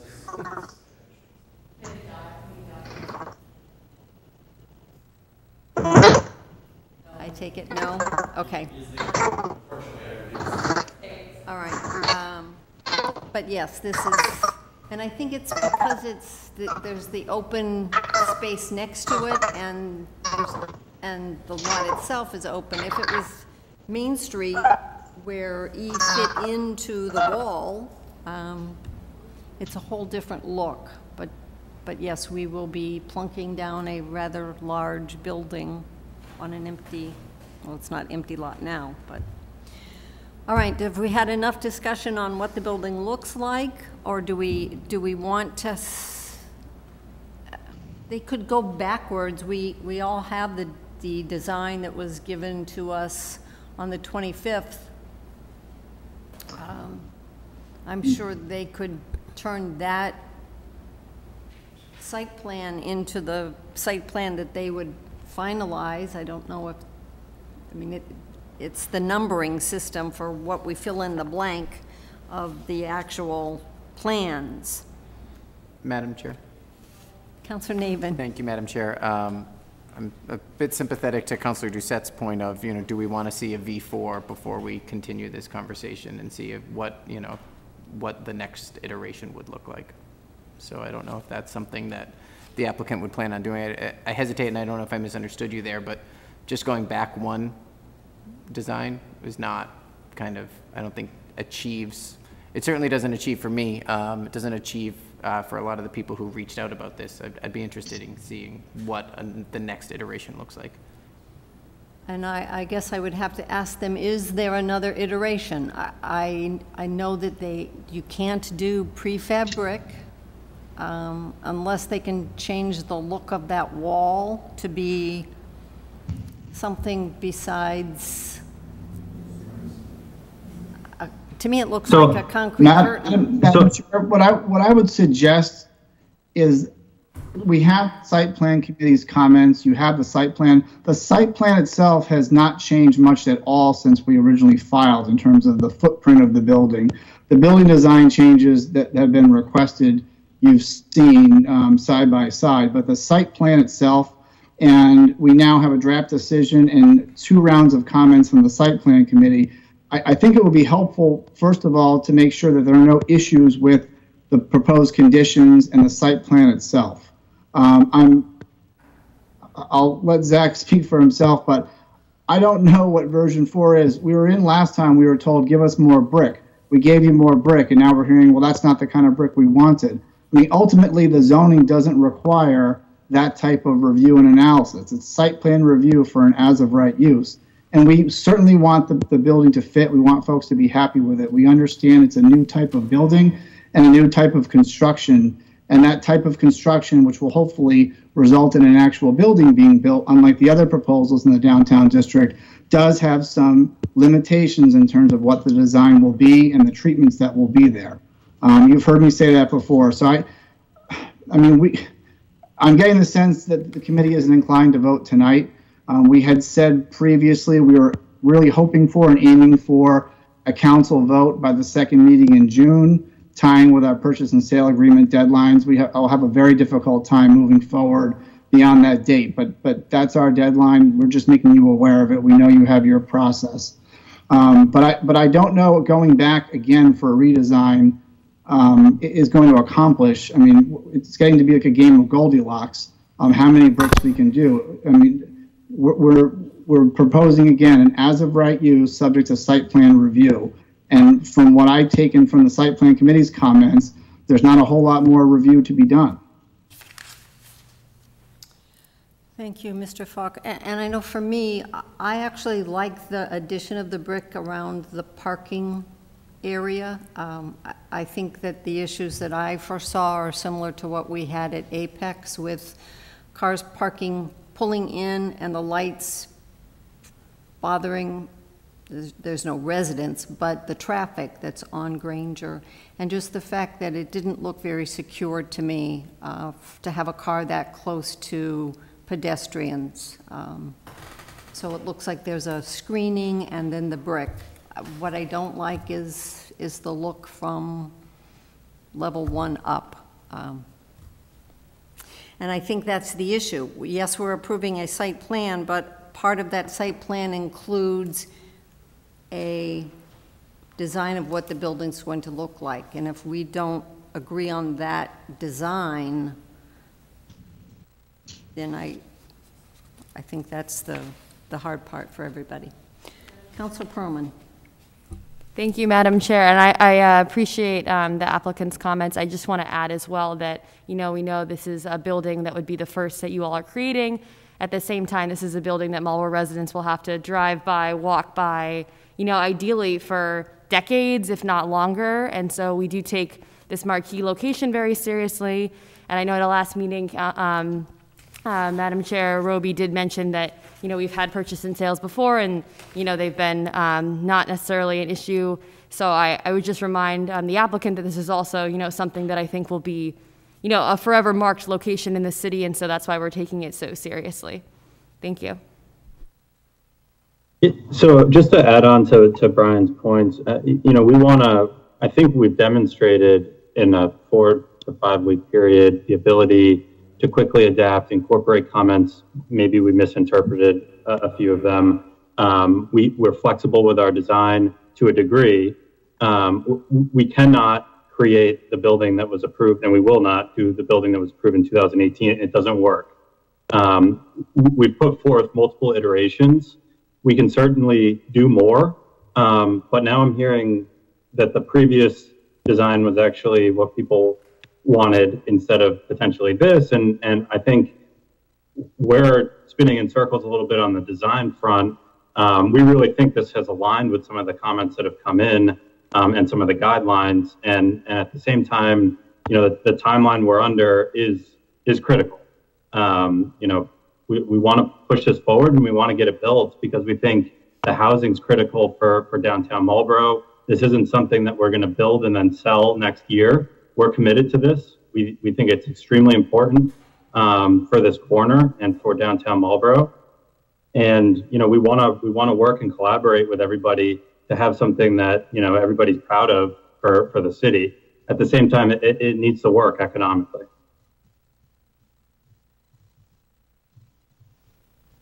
Also, we are hearing contradictory comments, which makes it difficult for us to advance in the design in a clear way. So we would really appreciate some clarity, especially because we are taking as a given things that are in the code, things that we've seen in the previous project approved that now are being questioned, like whether the building is too big or whether the building will cast shadows. If these things are on the table, I think we are wasting a lot of valuable time, I think, for the committee and also for our team. So we would really appreciate that the committee, you know, really agrees on some of the things that are being questioned and presents them to us, so that we are not, you know, as we've been saying, going in circles. You know, and then there's something that is a question also of taste, which is some people will like more traditional, some people are excited about contemporary. This will be also a question that maybe people who want to come to Marlborough will be asking themselves. I don't know how much we can put this as part of the decision. It's also a bit confusing because there will be always divided decisions. So I think we are all a bit like confused. We don't know if we have a very clear guidance. If we had to pursue a new variation on the design, it's not clear to us where we you know, how we would iterate it. And just to add to that too, we've really studied pretty robustly the MAPC feedback and guidelines that have gone into some of these design recommendations in the village district, and we're honestly trying to align with them. So like Deborah said, it is a bit confusing which direction everybody wants us to head in, and we want to work with you know, the committee here to get a project that everybody feels good about and that, you know, we're excited to construct together and build for the community. Thank you.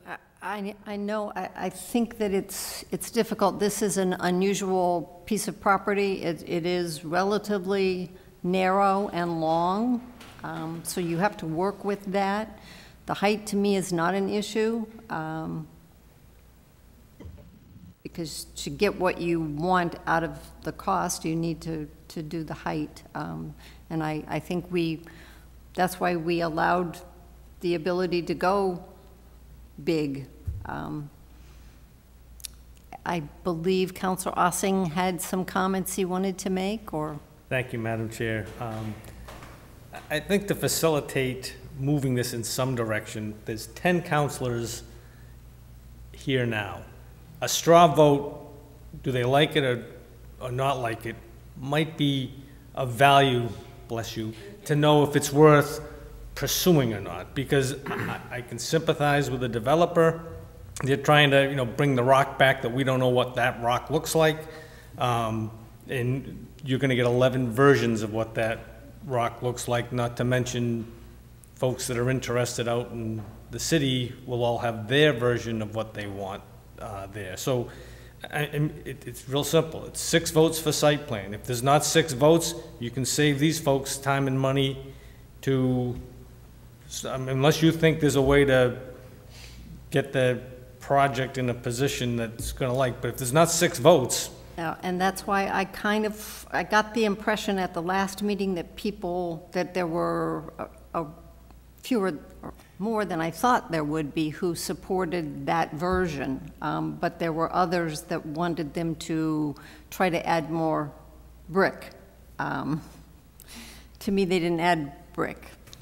And so I don't think anybody, I don't want to put words in anybody's mouth, I don't think of the counselors that are here that what we have before us is a go, but is going back to the last iteration a go, because I don't think there's going forward to another iteration.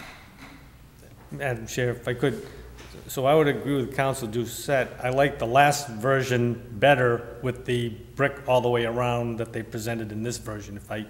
If I was going to pick one, that would be the one that I would pick. Councilors?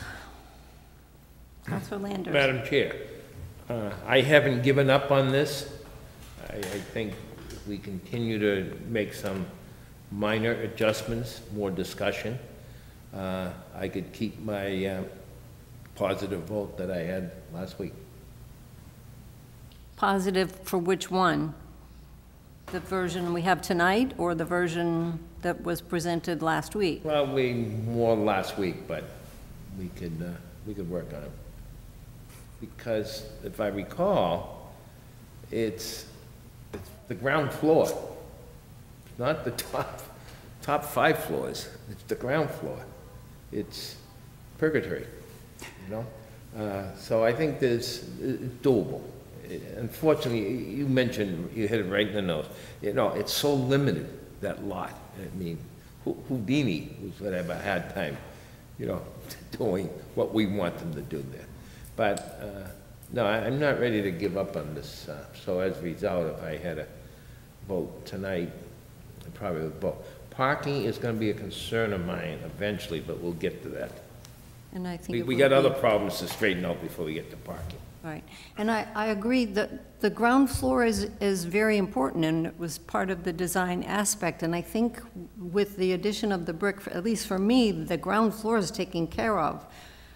What's not taken care of for me is people driving down Granger from the senior center and seeing that floors 1 through 6, 7, because they'll see it coming down Bolton Street and up Bolton Street. They'll see, I think Councilor Perlman described it as a monolith, like it or not. So we have one no-go for what we have in front of us. Anybody else want to throw out there? Councilor Doucette? Thank you very much, Madam Chair. So what Councilor Ossing said as far as you know, having the brick around the front and with the old design, I think is at least a step in the right direction. But, you know, when I come down to City Hall nowadays, I come up from South Bolton Street and see City Hall over the trees. And that's the biggest building we're going to see. And to your point, Madam Chair, we're going to see this. Coming northbound on South Bolton, you're going to see that thing top floors long before you get to downtown. And so it's going to be very visual, very apparent. And, you know, I think a monolith view is not necessarily something that fits within this district from building size. And, you know, I'm hoping that you guys do somewhat of a, you know, next version, maybe red versus white or something, so at least has some appearance that faintly resembles, you know, some brick.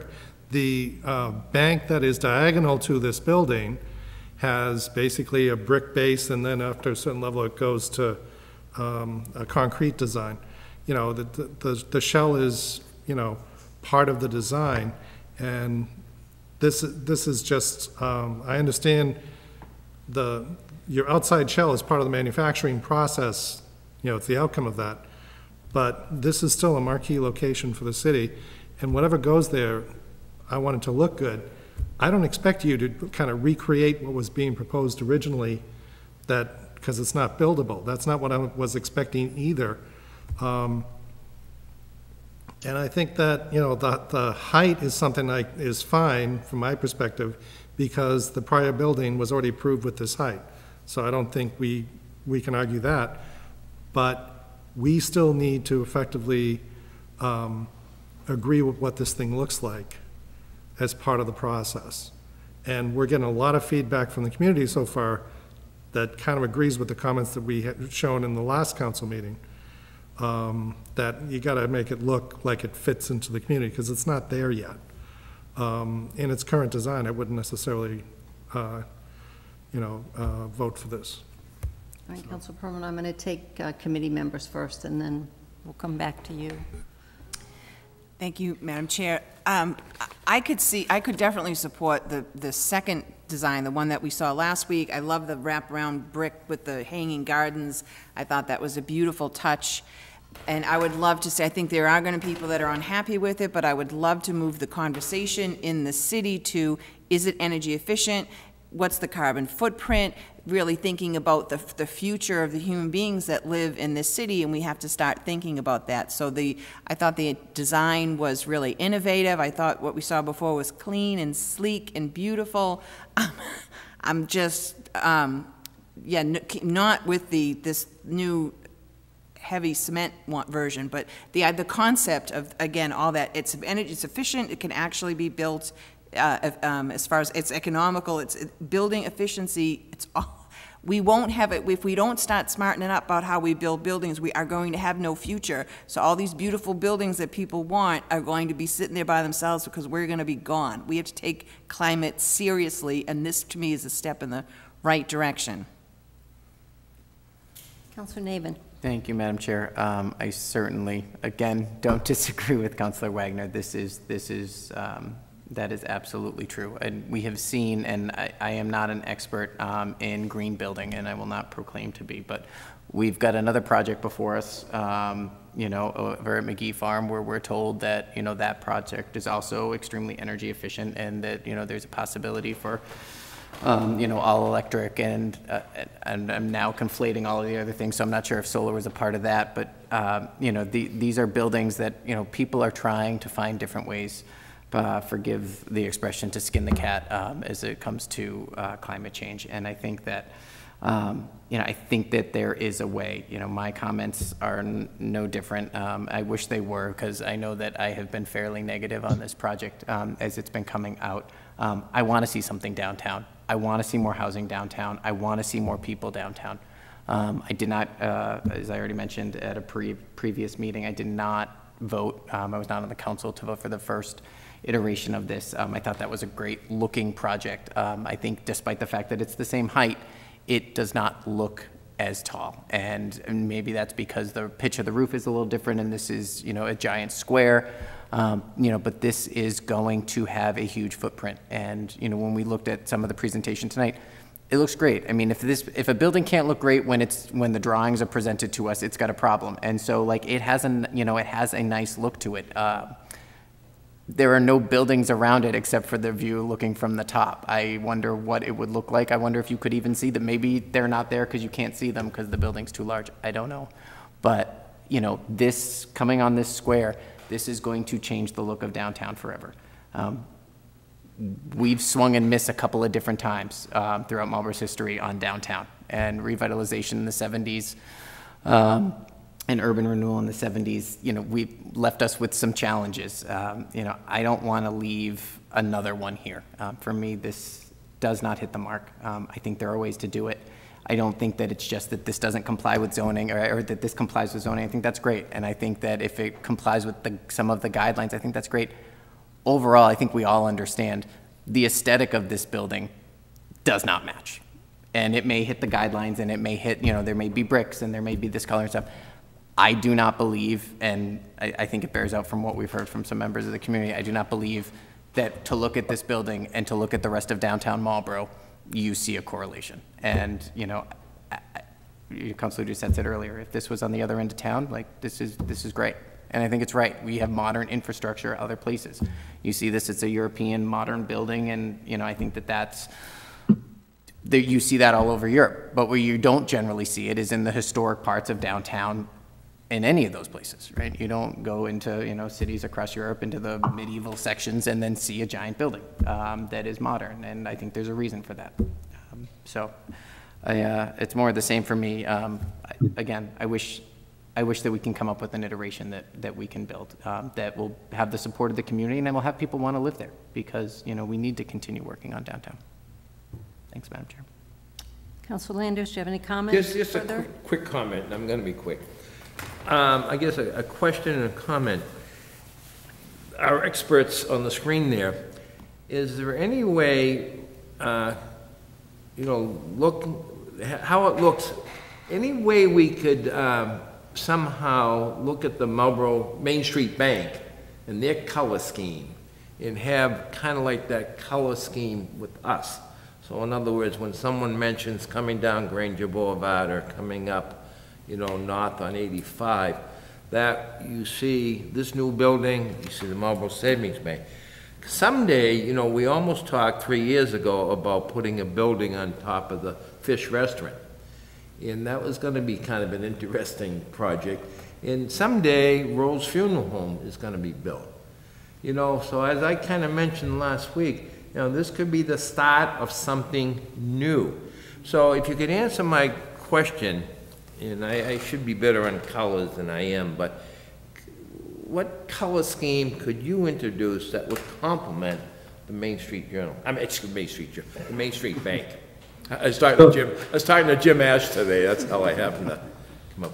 Any way that you could kind of come up with a color scheme that if you looked right and saw your building and looked left and saw the Main Street Journal, you'd say, hey, this is part of the new Marlborough. Thank you, Councilor. I'll let Deborah jump in, because I know we do have some different hues and textures we can do with this facade. In our previous iteration, we tried to create these corridor shots where we actually had our building and the Main Street Bank was in the same image. And maybe I'm thinking of the wrong building, but I thought the brick mixed with kind of their stucco and precast, concrete actually kind of aligned with some of this materiality. Maybe ours is a little more abundant with the upper floors, and that's what's throwing everybody off a little bit here. But I thought we were kind of aligning with that. I'll let Deborah jump in. I know we can play around with the textures and the hues a little bit, but we were trying to head in a direction that I think actually we thought aligned a little bit with all of that. Yes, Zach, I think you said it properly. We are using the colors that we are choosing align or match what the building that we have of the bank just across the street, which has brick and then the more beige color of the concrete. We showed also in some of the presentations, the different samples that we have where we are tinting the concrete, showing that there's flexibility to adjust color and that we can work on that. So we showed different extremes. So from the whiter versions, cream, to reddish, to bluish and greenish. So, in a sense, the concrete can be tinted in multiple ways, but we chose actually colors that match that building across the street in a different proportion because our building it's a higher building and it's has more volume. But definitely we're using the brick, we're using the glass, and then we're using the concrete, which are the three materials and their colors that this other building is using. So I don't really think it would not match. But of course, I do like contemporary architecture and I'm very supportive of it because I think we are in this time and we have to build buildings of this time. And that's our mission with Warhol. So. Thank you, Madam Chair. I never thought of looking at it, really. I have an idea the Main Street Bank is brick, stucco, and copper, isn't it? Isn't there some copper there?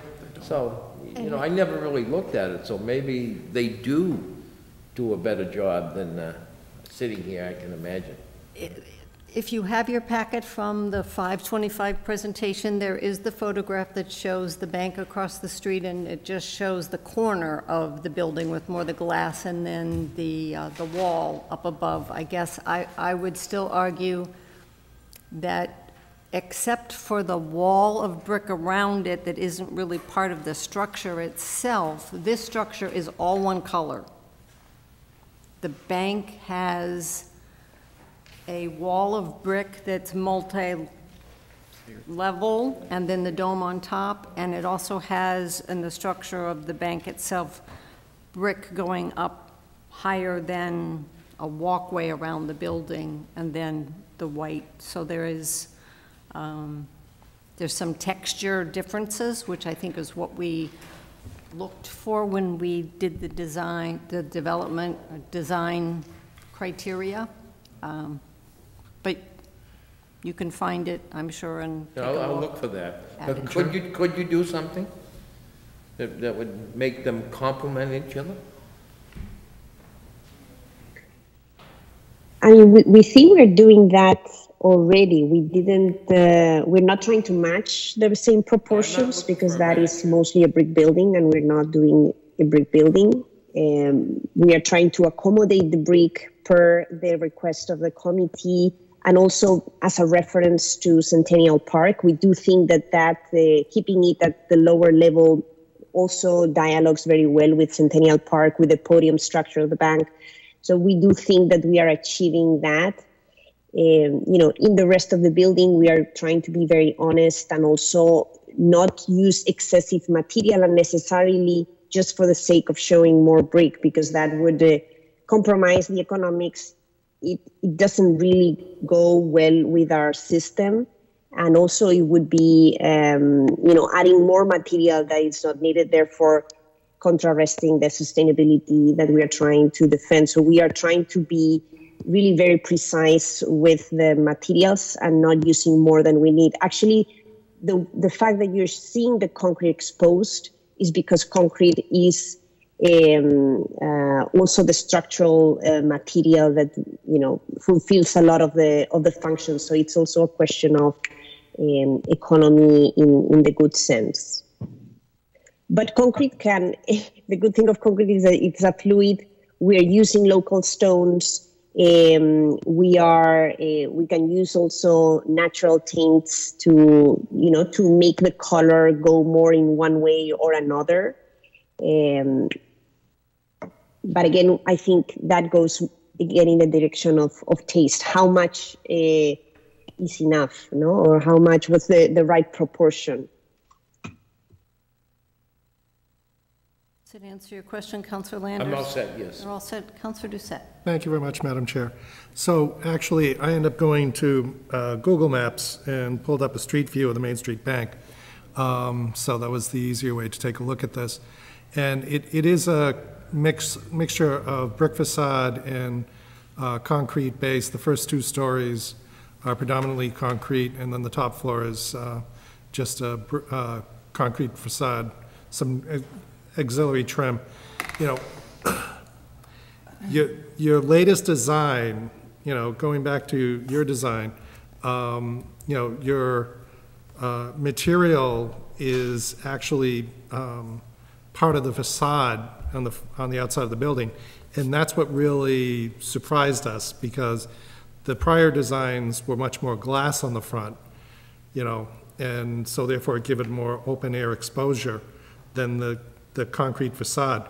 You know, changing the hue of the facade may be beneficial as part of the conversation that we're having as far as improvements go, but that would be, let's say, you know, complementary with more, back to the more glass facade with some other base to make it look like it, you know, it's, when we talk about brick, at least when I talk about brick, I'm not talking about the classic, you know, brick pieces or something, but more of a facade with the appearance of brick.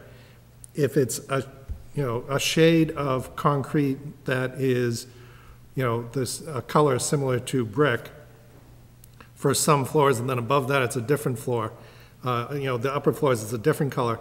I think that gives that type of structure that would then mirror what's now being done at the Main Street Bank.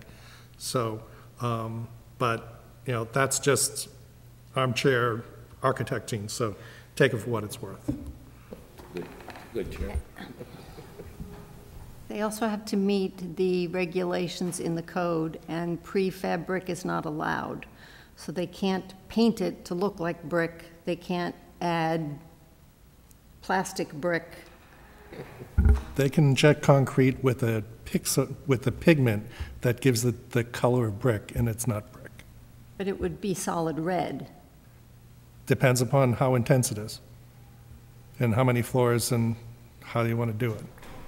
And so they could play with that and bring back something if they're willing to do it, which I take it would mean going back to that design from the 25th, continuing the brick or along the first floor, and then seeing what they can do to change the color and maybe vary the color. But that's up to the applicant whether they want to do that. Is that a question to us? I was still keeping track of the straw poll that President Ossing had put forward, which is honestly more valuable than anything we could do tonight in terms of, and I appreciate the comments, and I know this is a marquee property. Going back to the drawing board now in terms of what we're hearing, I mean, right now I'm keeping track. I think I've got 4 votes for version 2, May 25th, but with the wraparound brick at the lower level. If that's what folks seem to prefer, we can accommodate that and bring it back with final design. Something more substantial than that, I don't really know what much more we're able to do. So if I think I had 3, Councilor Ossing, Councilor Doucette, and Councilor Wagner. Councilor Landers, was you the 4th that he's counting as going back? All right, so I'm not for any of them, so you can work me into the, we haven't heard from Councilor Irish. Do you have an opinion to offer? Well, obviously, I want to get this project going with that spot. I'm a little bit disappointed in the version this evening. I thought that was a bit of a step back. But I don't want to keep putting the applicant through all these hoops, because the site plan review, those things have not been any issue on my part. It's all aesthetics, and I know it's up to the individual architect to how they're going to design a building. And I think that's the hardest part of getting to this point. And I'm with Councilor Doucette on this second version was a little bit of a step back for me. And I do, and maybe I'll have to go through and read the fine print again and see what the version is of utilizing brick and utilizing stone in this district. But that's going to help me. It's probably not going to help the applicant. I just fear that I don't want the applicant to have to keep coming back and going through hoops, because the bottom line is the city, the residents want a project down there. We as a council, we wanted this district to get moving, and we're kind of disappointed because we haven't seen anything being built, and at this point we do, but I am not going to be held hostage and decide because of that district. So I thought this took a little bit of a step back, Madam Chair. All right, Councilor Perlman. Thank you, Madam Chair. I know my comments were from like 10 minutes ago, so I'm sorry if they seem out of the blue. But what I was going to just bring up is it seems like maybe the way the Marlborough Village District guidelines are set up don't meet some of the realities of projects, given the facade situation that's indicated, the lack of having a public hearing, which I know is not needed because this is not a special permit, but it does feel like, given the location of the downtown and how many people are invested in it, it would make sense that more public process in whether it's this project or in a future project that comes before and has a similar situation would make sense. So I just wanted to bring that up. And the biggest thing for me, I think, is the bulk. I wish, like, it just feels like it takes up the entire area. And I know that that is the square footage and probably with the economics, as was earlier stated, but that to me is what's so frustrating, because it feels like it's just overtaking that side of the street. And so I know no one's asking, but it's not, I'm not a fan of any of the designs personally, but I would say my favorite part of the project is the view that you can see on the north facade on the new design where you can see the staircases. I felt like that was the part that I resonated with the most. All right. So looks like you have 4 out of the 8 of us that would go with a tweak to what you had presented on the 25th. And I don't know if you're willing to bring back something at another meeting that has that simpler design with the brick all the way around it and maybe some color variations.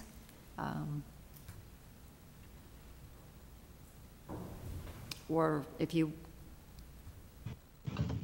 have... When would the next chance to kind of present something to all of you be? Could there be, our team can obviously turn items around. We can go back to version 2. You know, we want to expedite this. We're under a pretty tight timeline. We don't know exactly what design direction everybody wants here. We're hearing version 2 might work. You know, I'll let my partners and colleagues jump in with an answer to that too. I just want to make sure we can put something forth that people can review and we can actually push this forward to a council vote. The site plan hasn't changed since our initial submission. And that's, Ms. Bully, were we trying to set up another June meeting? Did that ever actually get finalized or not? All right, because we were talking about something the week of the 15th, but, oh, geez, it's completely wrong. It's the wrong, well, it's still got to be pretty close. The 16th is a Wednesday, and in this one it's a Tuesday, so it's still the week of the 14th then. Why don't we have a Madam 21 Chair, calendar? Madam Chair, getting the feel of what the comments I have today, I'm just also thinking, like, is it in the best interest of time and efficiency? Is that really going to make a difference for the people that are against this project? If they come back with a tint in the cement, is that going to make a difference? I mean, if we went back to like the version number 2 and the wraparound brick, we know what that's going to look like. I also feel like, let's be honest and respectful of everybody's time. And if the poll I tracked, there'd be 5 in support, 2 that I don't know, and 4 against. So, like, if this is not going to happen, maybe we just need to be honest and real here tonight. And making them come back in a couple of weeks with a tint in the cement, is that enough that really is going to change anybody's vote who's against this project right now? And maybe we just respect everybody's time and have that discussion now. I hear you, Councilor Wagner. It's kind of my sense, and I don't know. I'm going to guess from the emails that we received from the residents that going back to the other version and adding tint isn't going to cut it for them. So anybody who is listening to those voices, and it is only 10 people, but they're the only ones who have commented, at least on the record. I think there have been some comments out in the public, but and sorry to interrupt, and remind me, would this be a vote that would require, we would vote and it would go to council, and would that be a vote that requires 6 or 8? It's an 8? 6 votes, it's a site plan, that's all it is. It's a 6 votes? 6. Okay. 6. But I'm guessing, well, if the recommendation tonight from this committee is to not approve,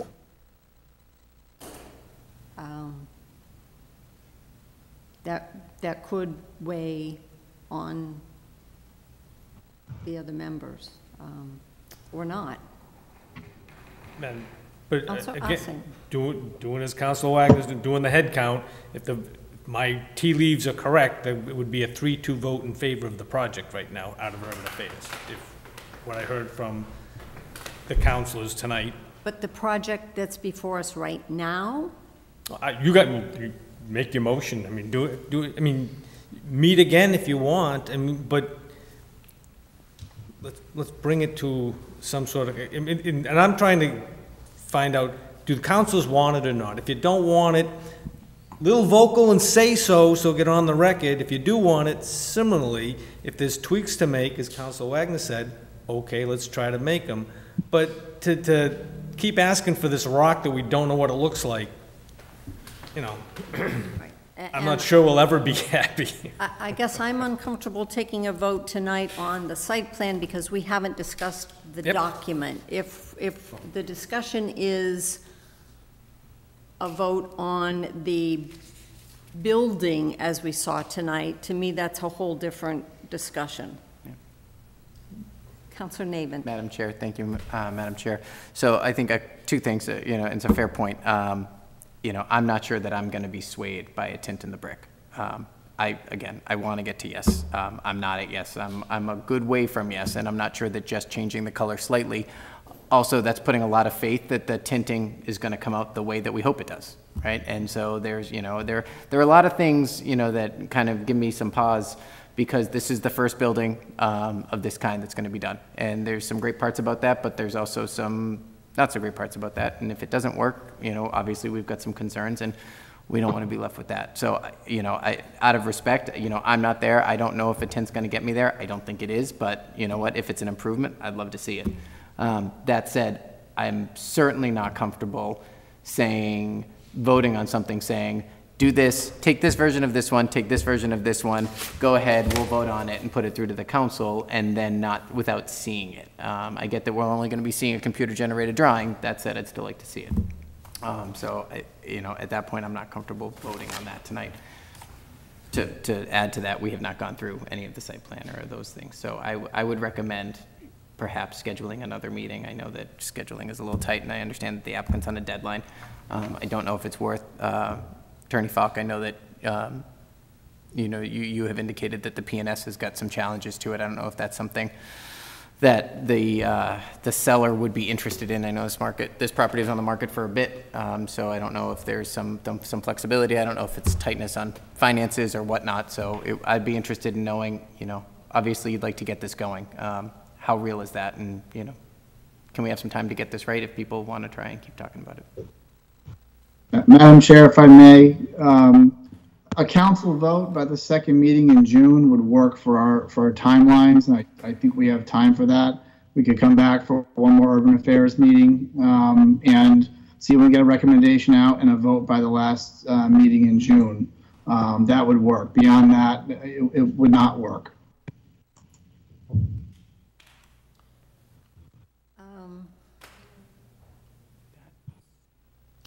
I think the issue was trying to get people who could commit on the 15th, 16th, or 17th, which means that we're looking at a meeting after the last meeting in June, and then we don't meet again until July. June 21st is our last meeting, so if you meet 15, 16. But we weren't able to get people to agree to a date and a time already. We were trying to set meetings up because we have things on our agenda, and so people there was no consensus for a date, which to me says we need to go after the 21st for a meeting. Madam Chair, you're the chair. If some of the councils can't make it, then they can't make it. I mean, if you either want to drive to finish it, or if you're going to go after the 21st, they said they're probably going to be out. So if that's your plan, so well, be it. Then the issue becomes what we're up against tonight. Trying to have something on an agenda that we vote on the 17th, which is Thursday. He won't be here. I'll be going over the Cape Cod Canal. Or a meeting on Monday. Oh, Don, that sounds great. So I can have that discussion after this is over, but I don't see us having a meeting that week, but I could be wrong. There could be enough. What's wrong with the 15th? I can't make the 15th. 14th? Can't, Oh, we have a the meeting. 17th. We're very busy on the We can't 14th. make the 15th.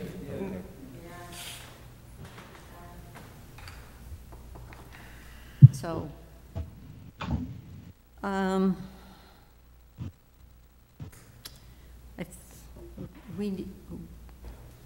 my guess is we probably need another meeting to go over the details of the site plan, and then the decision is, what does the actual structure look like? The site plan sets that goes with this. So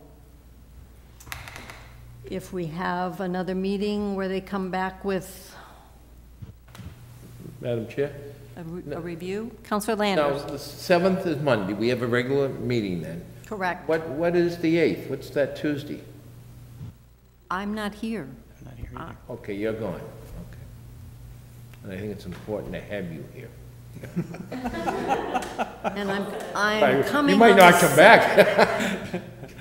Being out of state because we have a council meeting, I'm not going to take more of my vacation time to be able to do, I don't want you to. Subcommittee meeting. I really I'm sorry, don't. I but- really don't want you to. no, I won't. You deserve it. So where are we? Question, let me ask a question then, so, Madam Chair. So there's the memo that we got, what's on, I mean, what is in site plan, what the information they gave us isn't very controversial, and if I heard correctly, the team is in support of everything that they brought up.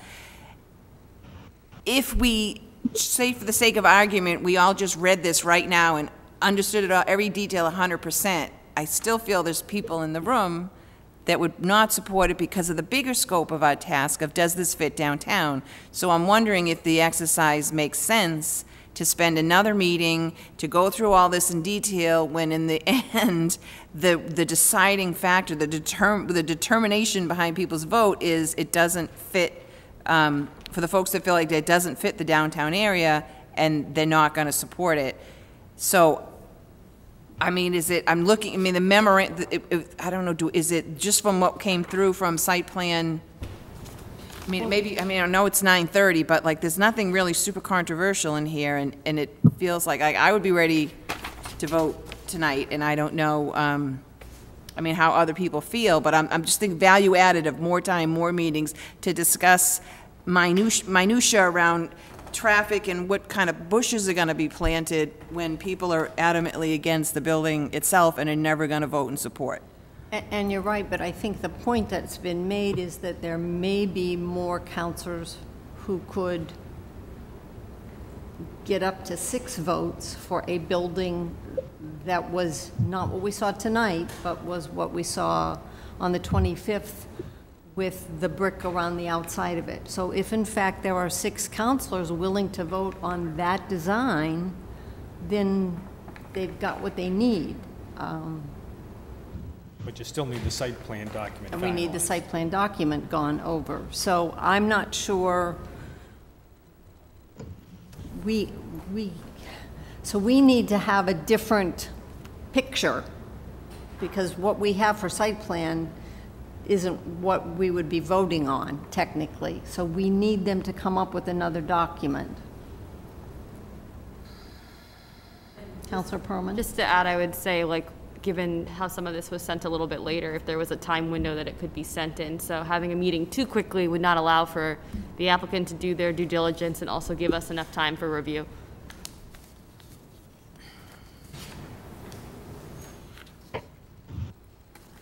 So I really think it's up to the applicant. I thought I had heard a comment that they really didn't want to have to go back to the drawing board, if that's, If I may, Madam Chair, I mean, we can go back to the drawing board if we have clear direction. I've been really trying to keep careful notes, and I just don't have it, and I'm not an architect, and I know our team is trying to discern tea leaves here in terms of what the committee and the council are looking for.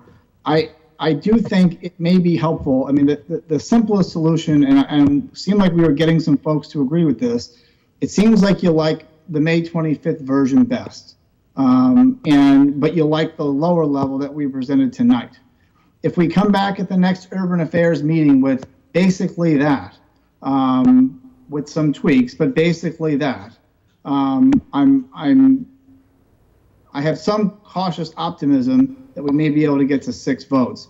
As Councilor Wagner pointed out, I really don't think there's a whole lot to discuss on the site plan decision itself, the site plan that the site plan committee has reviewed. The issues are almost all identical to what was reviewed a few years ago with the prior version of the project. Nothing has really changed in terms of the layout and the issues. That's all there. If folks were okay with that and we come back with, again, version 2, but with version 3's ground level, and move forward, it seems to me that we may have a path forward. And, you know, we could hopefully have that taken up by June 21st. Madam Chair. Councilor Navin. Thank you, Madam Chair. So if that's the case and the proponent is going to bring back that picture, then we can, at that meeting, at that future urban affairs meeting, we can certainly deal with the site plan issues from tonight. Correct. So if that works that direction, given the hour, do you need a motion to postpone until then, or does it just stay in committee? A motion to postpone is probably in order, and then we can work on trying to figure out whether we can in fact meet before the 21st. Okay, motion to postpone. All right. It's been moved and seconded to postpone this, set up another meeting, and continue the discussion. Actually, we hadn't really taken votes for it's in committee, so we'll just keep it in committee. Does that work for you? It works. We will have a discussion on when that meeting may be. If it is not before the 21st, I Then guess you'll motion have to make adjourn? a decision on how that impacts you, but We know we have a motion to, on the table to adjourn, but since the committee's here tonight, seems like it'd be expedient to, I don't know if people know their calendar enough to, it'd be great if we could find a date that works before we part. then we can probably do it after we adjourn the meeting. Yeah, right. Okay. All right, is there a motion to adjourn then? Was that? Councilor Doucette. Yep. Okay, it's been moved and seconded to adjourn. All those in favor? 2, 3, 4, 5. It is 9:30, I'll call it, 9:28. And we are adjourned.